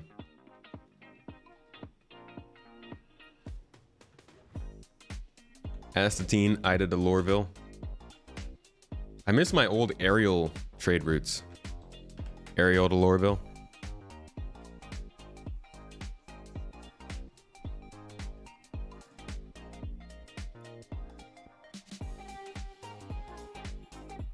It's only a matter of time until we start getting paid just to manually load 1 SCU boxes into another player's ship. Especially when those big ships are added into the game. Hopefully by then we're dealing with bigger than 1 SCU. I wonder if they're going to wait to release the Banu Merchantman until they have the 8 SCU ones. Meeting with old friends of yours now to hike the highest mountain in the flattest of German states. How high is the mountain?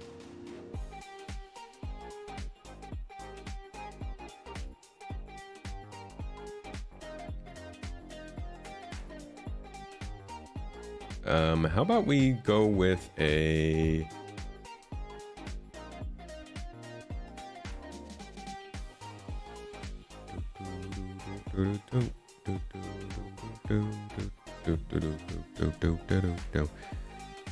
How long does this take to claim?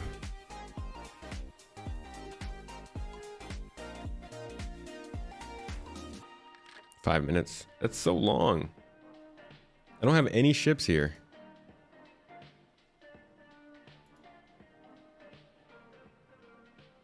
How was my day driving? It was fine. Not too bad. About 7 hours of driving. Istanbul and back.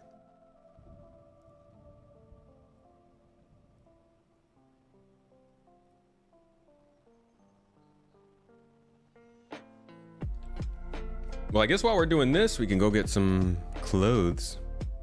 Somewhere in something real basic. Oh, hey, dude. He had his arms frozen.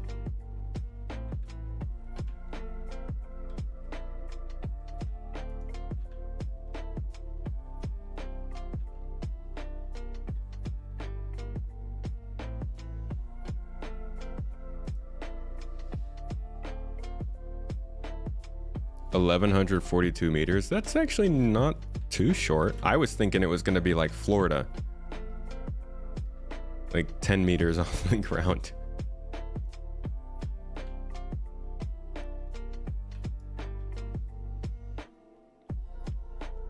All right. Let's get something nice. Let's get something cute to wear out to our cargo gameplay. I should have gone up to get some actual cargo armor. Kind of funny that you can go to a place, go to a space station that has a cargo deck that sells cargo armor, but then you can't buy the cargo armor anywhere else in the station.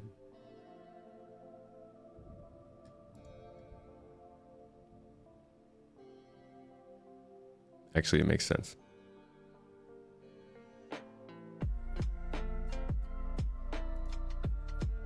I don't know why I'm getting, what is this, medium armor to go do some cargo hauling. Chill out, man. Not that important.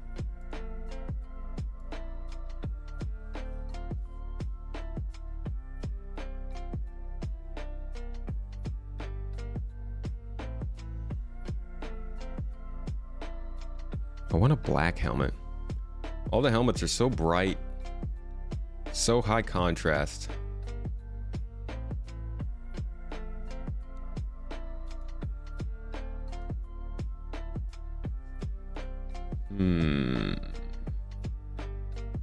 Here's a gray helmet. Purple. Twilight. All right, we could do Twilight. That's fine. A cute cargo top. Nice crop top, a space crop.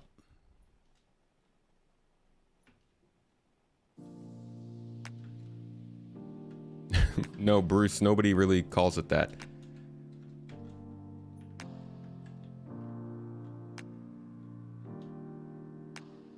I mean, some people do, but I don't know. I kind of see it as a dick move.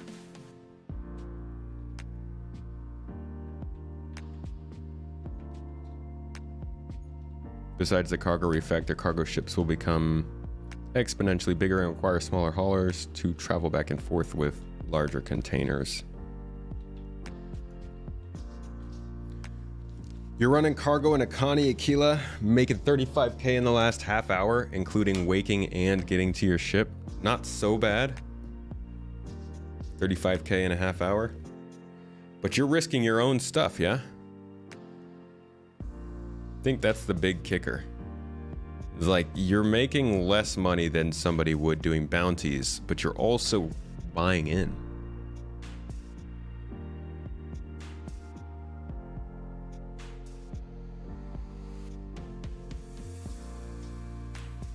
Our current worry is about the time in between things and the start of the refactor. Therefore wrong. What do you mean? The whole concept of trade will change big time. I mean, the whole concept of trade will change, so a lot of the complaints that are happening now won't matter, but we're still in the now. It still does make the game very difficult for people to play in the way that they want to play it, even though it's been around for a long time. Cargo hauling's been around for a long time.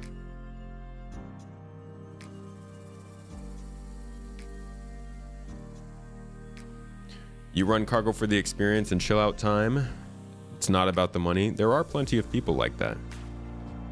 Unfortunately, I don't think I think there's a large amount of people who are doing it for the money, or at least would like to have money. And like I said earlier, even if you're not doing it for money, money is a very easy quantifiable way to know if you're doing it right or wrong, and to know if your decisions and your strategy is netting you better results than if you weren't paying attention. And having that kind of feedback to tell you when you're making a successful trade or running a successful route is pretty important.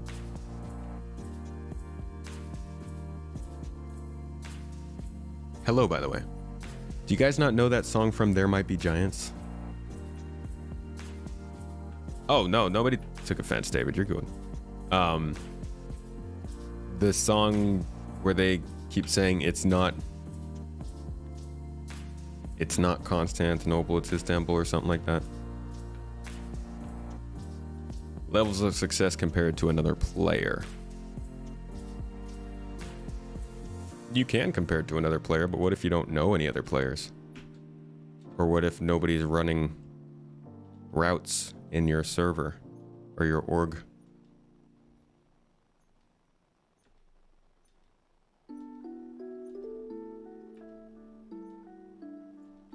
I want my cat.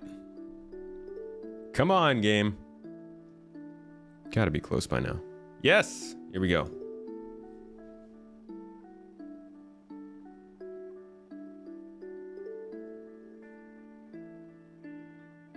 I hate hangnails. They're so rude. You can see why people might be upset about lack of commodity and trade updates, but was that ever part of the refactor? No, it was not. But CIG was not good at communicating that.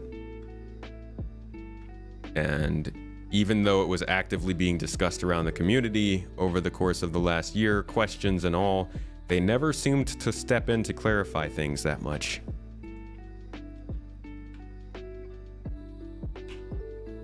I mean, I was really only operating off of assumption and what it said on the progress tracker. Most people aren't looking at the progress tracker. Find an org. I heard the garden is a good one. The garden is a great one. Great choice. Good people.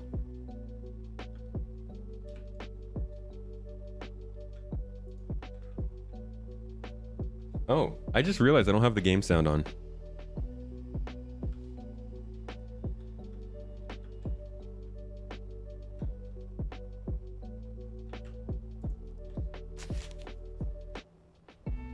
You can make around 119,000 UEC every 20 minutes, so the money isn't too shabby on certain runs. All this changed though, I'm sure. I'm looking forward to cargo missions. Yeah, on certain runs the money is not bad, but it's there's still plenty of things that could be running better for cargo. I don't think it's in a, like, we're about to do it right now. Let's see. As a player, as a blind player who doesn't normally do that much cargo, let's see what happens when I do try to trade something.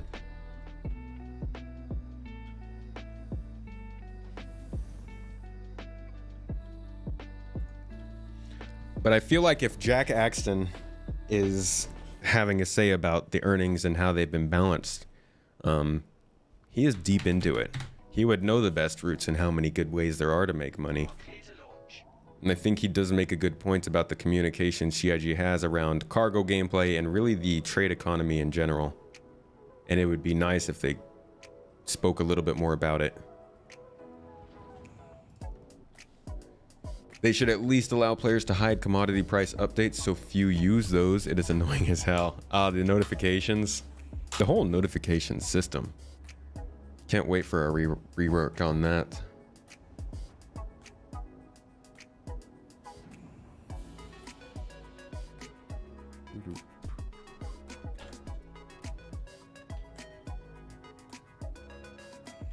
Come on.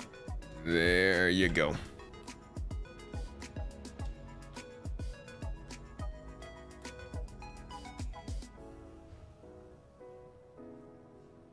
Did you already touch upon the pirating fears? Seems like a hot topic on Spectrum at the moment. We talked a little bit about it. Pirating fears, complications surrounding pirating, and all of that stuff. We spoke about it at the beginning of the stream. I've also had a prominent pirate figure of the community on my podcast today, which will be live on Monday, if you'd like to check that out. We talk a lot about the pirating aspects behind the cargo refactor.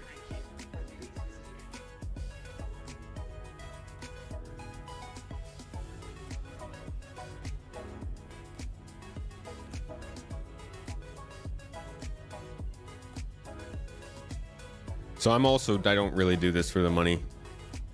I also don't do it because of the money, like because of the way the money works. Because it's not really that satisfying to like sell half my inventory or fill half my inventory and then take it somewhere with no big difference. But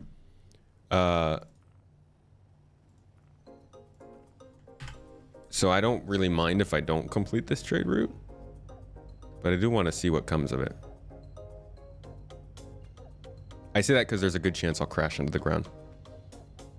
Some players are weird. Their biggest concern is to get angry if the solo thing they like to do in-game isn't as profitable as other professions. Are you doing it because you like it or get rich?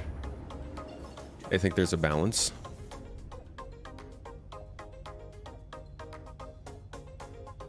Not necessarily get rich, but get rewarded for the risk that you're taking on. I don't think that's a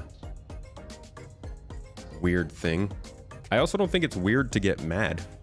Like, of course you're gonna get angry about the thing that you care most about. That's why you care about it. If nobody got angry at the things they cared most about, we'd never get anything done because nobody would strive to fix those things. We need people to get angry about that kind of stuff.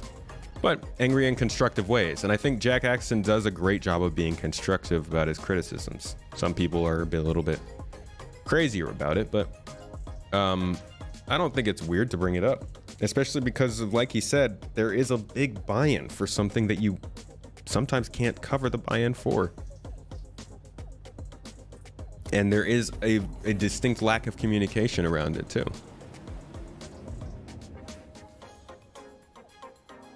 The run you usually do is Microtech, Shubin, New Babbage, running Astatine in either CAT or C2. It's a pretty well-known route and landing at the Commons entrance. I see. Question that people keep asking about this game: when is this game actually going to be finished? Are you asking me? I don't even know what finished means anymore. Finished is a weird word for an MMO. I mean, go live, like permanent records and all that stuff, it's gonna be a while.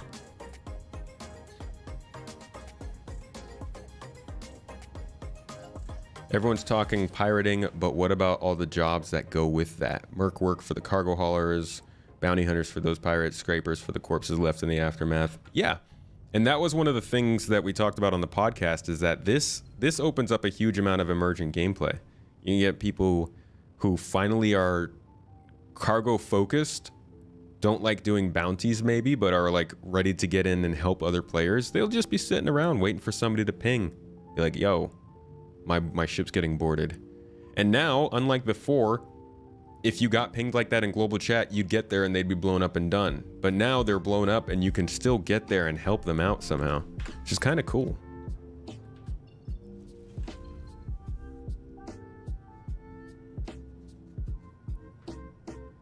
Pretty much enjoy everything you do in Star Citizen.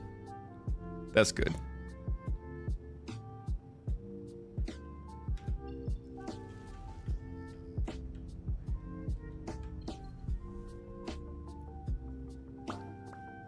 You heard it'll be finished in 2 years. Totally, dude.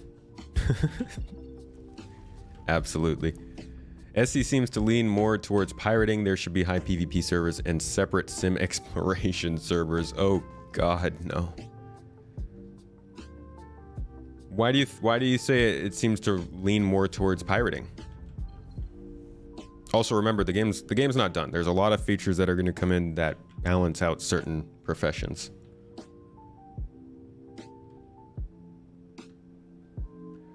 Are the ships still pricey or affordable now? Because there is a ship that I really want. Ships are pretty pricey. I mean, like a decent ship for yourself with an interior is going to cost you a few million UEC, I think. Actually, not even a few million. Maybe around 1 million. Definitely, like, for an average player, probably like a week or two of gameplay if you're just starting out. And if you know people, I think you're going to need to have some conviction and know people if you want to make that much money that quickly as a newbie. You wonder if they're going to add tractor beams to more ships. What are your thoughts? Well, every ship with the utility mount will be able to equip a tractor beam. So you're talking ships like the Constellation, the Caterpillar, the Cutlass, the Nomad. There are a lot of ships with utility mounts that don't do anything right now.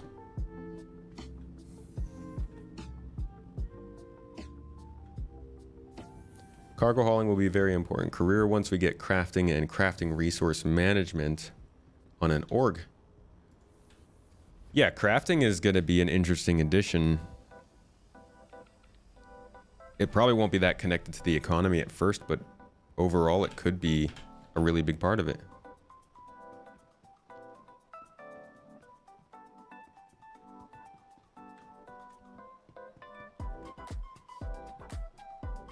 Nobody's here. It's gonna close the door, but do I think running cargo escorts will be viable? I do think it'll be viable, but again, it goes back to that whole thing that, like, if it doesn't pay out well enough that cargo haulers feel like they can pay an escort and escorts don't want to do it just for the fun of it, then it might end up getting old pretty quickly for people to sit around and wait. All right, we've got Laranite. How much? 9,000 SCU of. Wait, 9,000. No, that wasn't right. What did I read? 9,000 CSC. And then we could fill up the rest with titanium. 474. And let's see what we do with it. Oh, how much did I just spend on that? Crap. Can anybody rewind on the YouTube stream and tell me how much money I just spent?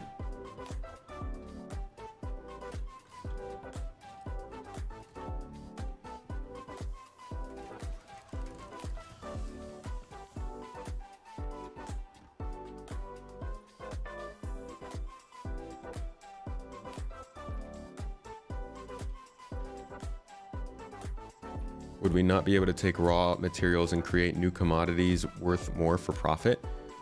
With crafting, yeah, I think that will be an option, and that's going to be. I think they'll probably have the ability to create player bases that are dedicated to doing that. We know we'll have mining and refining player bases, and refining is basically what you just said. Will they add a tractor beam to the C2? I don't know if it has a utility mount. I don't think it does. I think the Spirit does. The C2 Spirit has a utility mount. 250,000? Cool, thank you guys.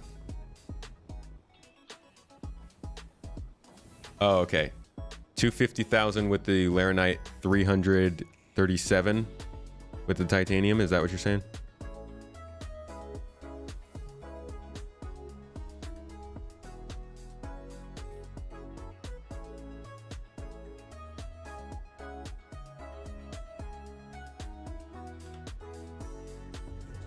So overall, I spent about 500. About 587. Or about 487,000.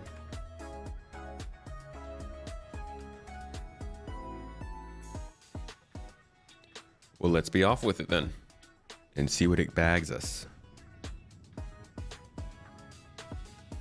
Awesome. Thank you, guys.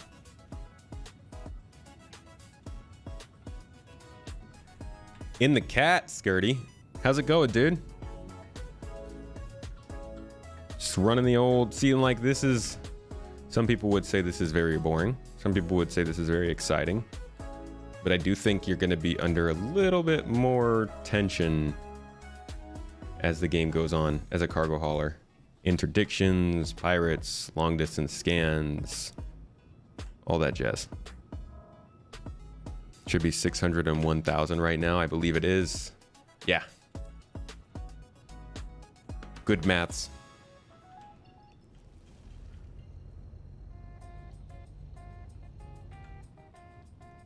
Okay. Headed back to Hurston.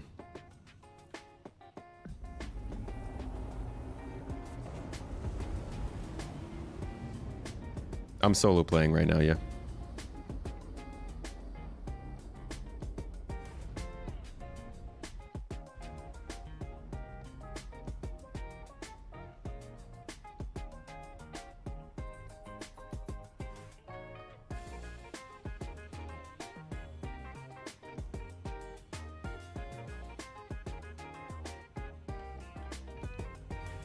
Where are we going? I'm like sitting here admiring the ship. 500k UEs on board. Oh, we want to go to we want to go down to the city.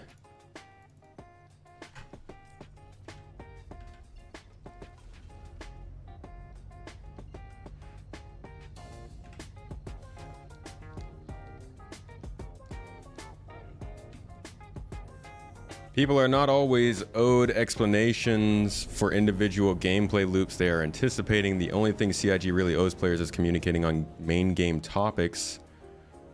But what you care about isn't necessarily what is important to the all-over project. But like, cargo hauling is a main game topic.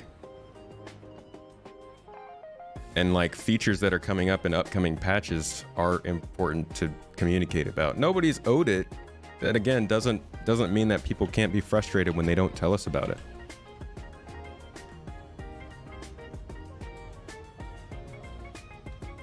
Holland chill.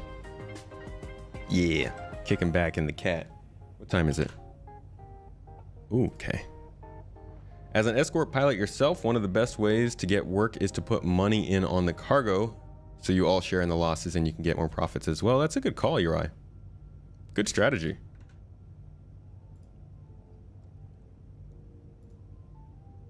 What is he doing? Is this the basic large ship cargo routes? Yeah, I'm just running a normal short route just to see how the pay is and the experience goes.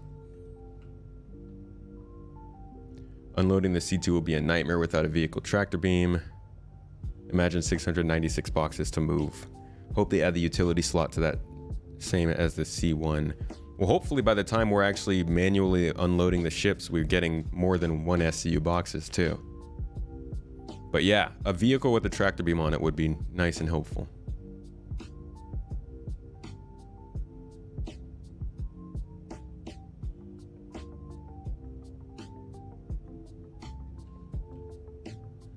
Holy crap, this ship is slow. This ship is slow in atmosphere. Wow. Let's go, buddy.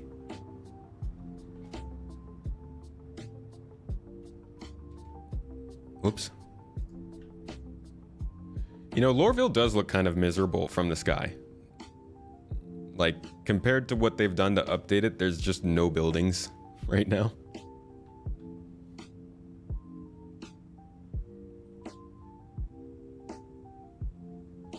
Soon it'll be planned, navigation, haul, and chill. Ah, relaxation. This is the Caterpillar. Oh, hello, fellow pilot. 300i, nice.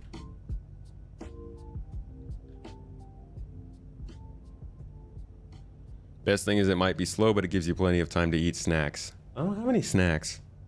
I have some peanuts over there. By the time I get here, the game will be ready for freaking release. Because I don't blame them, this ship is slow. Wow, there's a lot of 300 series here. Oh, there's a hull A.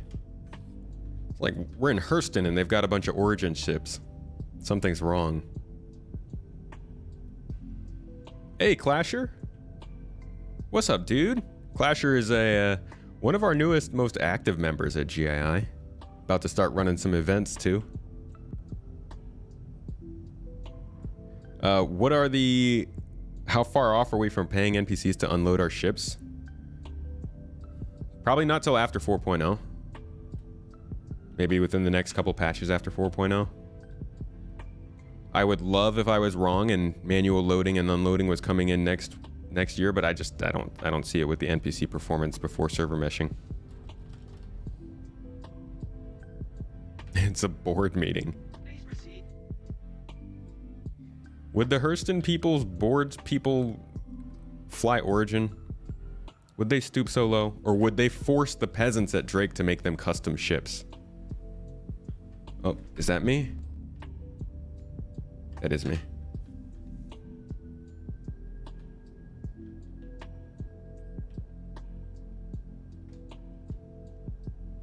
Do I know any beginner routes? And if yes, can you do one? Because hey, this is a beginner route. This is a very, very basic route. It is pretty well known, so you might find a pirate on it, but this is a very easy, quick route that'll get you introduced to moon to city trade routes.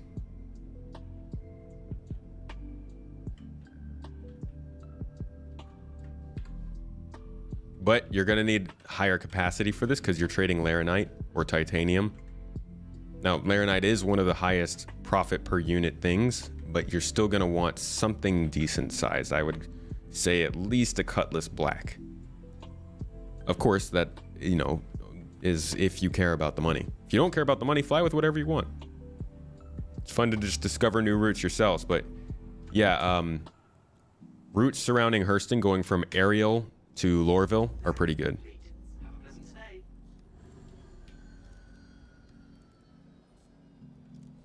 Have I seen the Hurston building anything with gold is good? That's fair. That's fair. They're like, if it's fancy, throw it in. Thank you, Wiggy. Didn't CIG state there will be options to automatically unload or do it manually? They did. Yeah. The trade-offs, money versus time.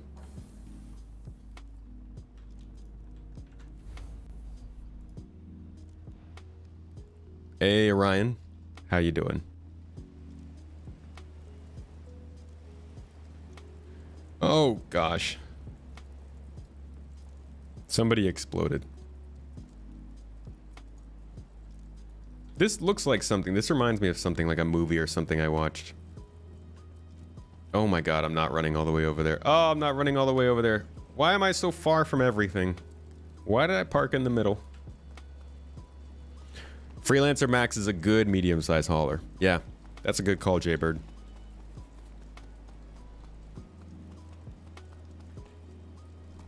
I like the ship, and honestly, even though it is kind of ugly, I think it's the best looking Freelancer.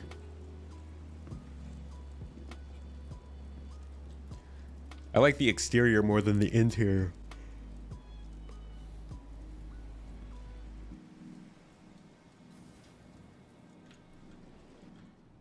Large ships, it would be cool if they could set up quantum beacons. I think that'll be possible. Cinema 07, good evening. Good to see you.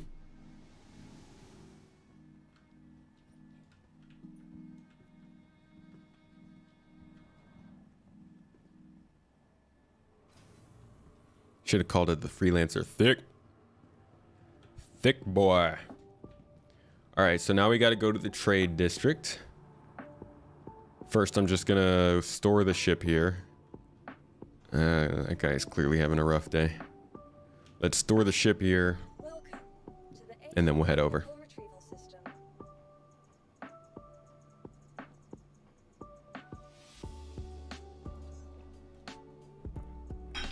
I won't be streaming too much longer. Like I said at the beginning, I've got places to be. We're doing some family stuff today, so I probably won't be on for more than like another 10 minutes or so once I'm done with this trade. You like the interior of all MISC ships? Think it's an acquired taste. I just don't like that the freelancer is just like a hallway, this weirdly segmented hallway for a design. I'd like at least something to be off to the side. A room, another hallway, anything. Just, ugh. And I kind of have the same issue with the Connie. No! Come back! Rude.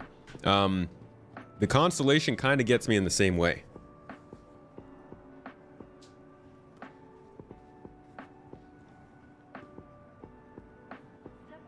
Figo, how's it going?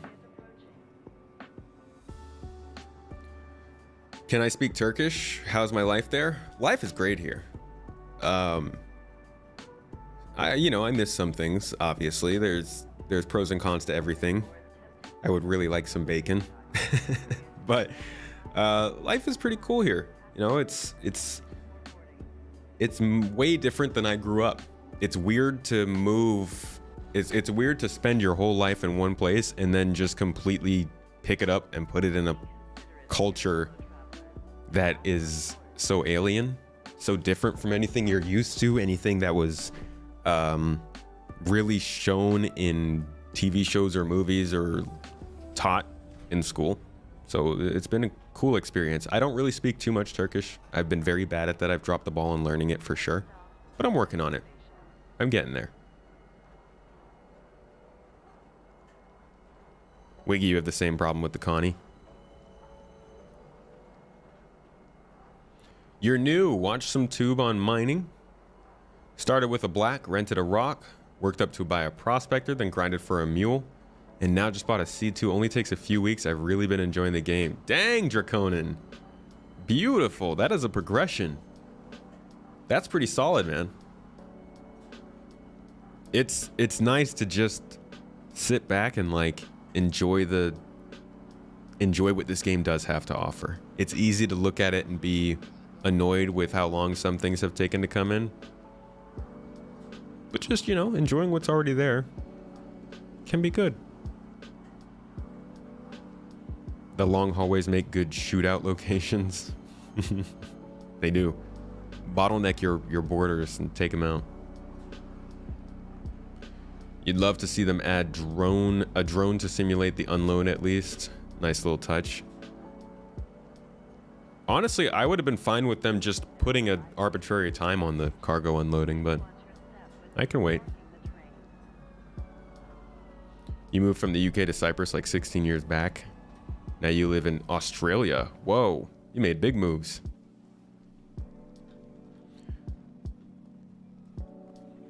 Ah, the city. Isn't it kind of crazy to say you're in the center of the business district of this massive city and you can see the hills on the horizon? They definitely do need to make this feel more like a city. When will money and ships be wiped? Every major patch like 4.0? We don't know per se. It usually depends on what's coming in on that patch. If it's a major backend tech, usually there's a wipe. Or if there's been a major exploit or glitch, there's a wipe. So it's there will be one on 4.0. After that though, don't know. How long have you been living in Turkey? And how long do you plan to stay? I know you said you wanted to come back at some point. The plan to stay, honestly, we were supposed to be like, the fact that I'm going home right now, next week, this was supposed to be our trip back to America to live permanently. but it's taking us a little bit longer to get to our goal of income to do that. We want to be able to afford to live near my parents in California, and we can't do that yet, so we are waiting until next year, later on in the year. But been here for about 4 years now, on and off. Yeah, 318 will be a wipe. I was just answering there because they were asking about 4.0. Thank you, Coco. Appreciated. I live here, Cinema.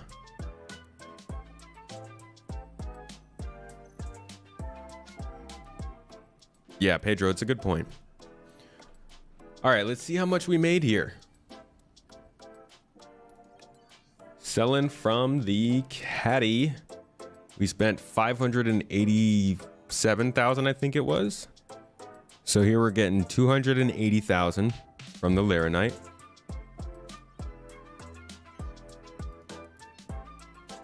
Plus 421.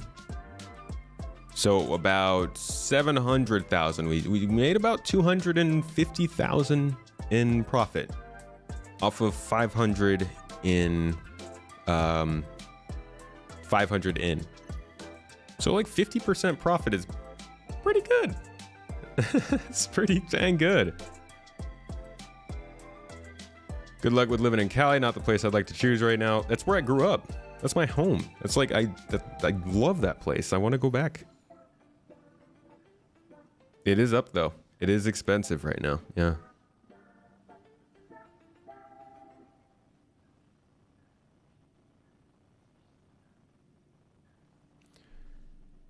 Nice.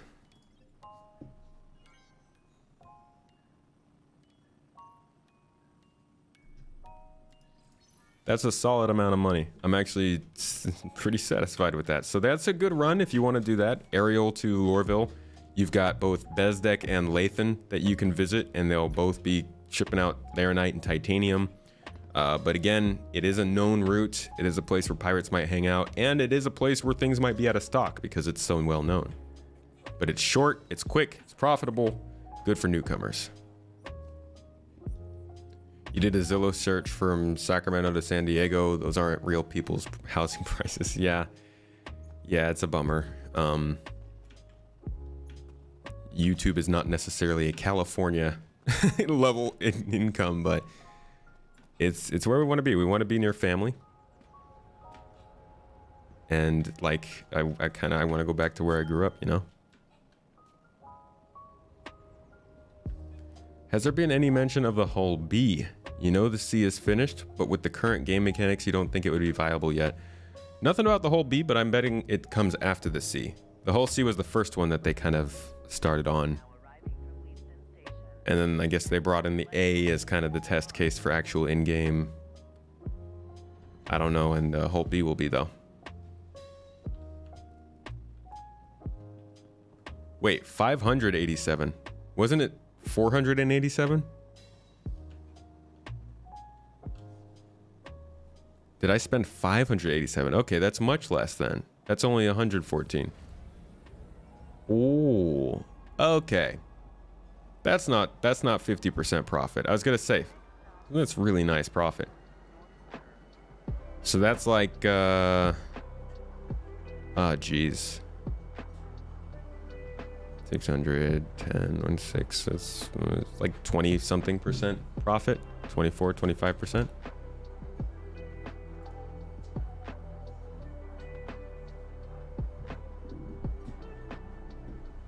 You lived in Sacramento back in the early 80s. Whoa. That was a different kind of city then. B comes before C.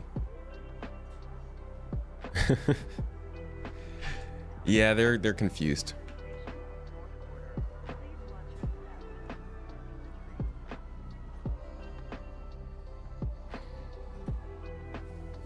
It's 587 divided by 114 times 100. Anybody? Yeah, 25+% profit is great. That's wonderful. I'd take that. The problem is it gets old very quickly running the same routes, you know, with no changes. And it's also, like Jack Axton said in his post, this is every person in every server competing for the same goods, where the goods aren't scaled to allow for all those people. They're only made for one set of servers. 19%, okay. Thank you. So 19 is still pretty good. Yeah, you're supposed to hire escorts. So like, at some point, we're just gonna have to deal with the fact that you're not gonna make a lot of money super quick in this game, especially as a newcomer, which makes sense. It's how things scale. And then you have to factor in that like you're running these big ships, you have to take care of them, you got to pay for fuel, you got to pay for crew, you got to pay for like food, docking fees, cargo fees, keeping the ship up to date, replacing relays. So there's going to be a lot of costs and difficulties that go into keeping this going. It's going to be a lot. We got a long way to go. But a decent cargo run. So in here, we got to do a cargo run. We got to go over the cargo refactor, look a little bit at what they have planned for it coming up, and kind of just do a little example run and see how things kind of broke down for us. Now, this was a great run. I've always liked this route going from Ariel to Lorville, but like I said, it's a popular one and yada, yada, yada. You've already heard it 3 times. So that's just an example of how it is right now in game. It's very simple. There's not really much you do. You just go to a place, get some cargo, bring it somewhere else and sell it.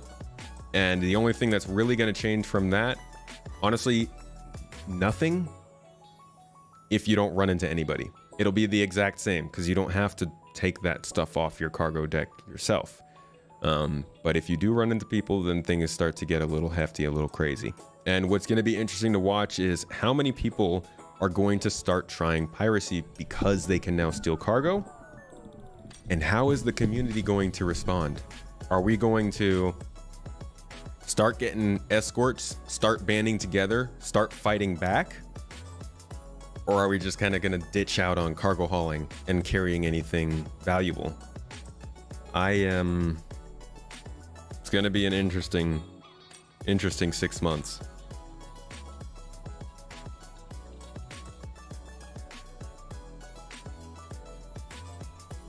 Oh yeah, Turkey's not that far away at all, Cinema. You enjoyed the render shot of the military landing area? You could only hope javelins can land in the future. Oh yeah, I don't think they will, but it is a cool picture. A little misleading. I think javelins and bangles aren't going to be on the ground, but it was cool. One thing that you like to do when trading is hire new players. Yeah, that's really fun. Hope things don't get too complicated in Star Citizen. That's kind of their goal. They do want it to be fairly complicated. It is supposed to be a sim in the first place. So there's a lot of things that are going to add complications to it, make you really think through your choices. I think some people will like it, some people won't. The hope is just that Star Citizen allows for both those people to have a good amount of gameplay that falls into what they want to do. But anyways, folks, thank you all for being here. I'm going to send you on a raid. Looks like Aurelia's online, so we'll send you over there. And send you off with a big thanks for being here. Thanks for coming and checking out the cargo refactor. I know you've heard about it 8 times this week, but I wanted to give you one more run through. And of course, the podcast coming out on Monday will be the last time, I promise, until December when I do a video on it. Either way, though, thanks for coming to this stream, folks. It's always a good, fun time. I love my Fridays, and I hope to see you tomorrow where we'll be doing some org gameplay stuff. We'll be testing out atmospheric re-entries and breaking out of prison. So again, thank you all for being here. I hope you had a great time. Hope you have a great day. Cinema, thanks for the super chat, by the way. Appreciate that. Hop in game.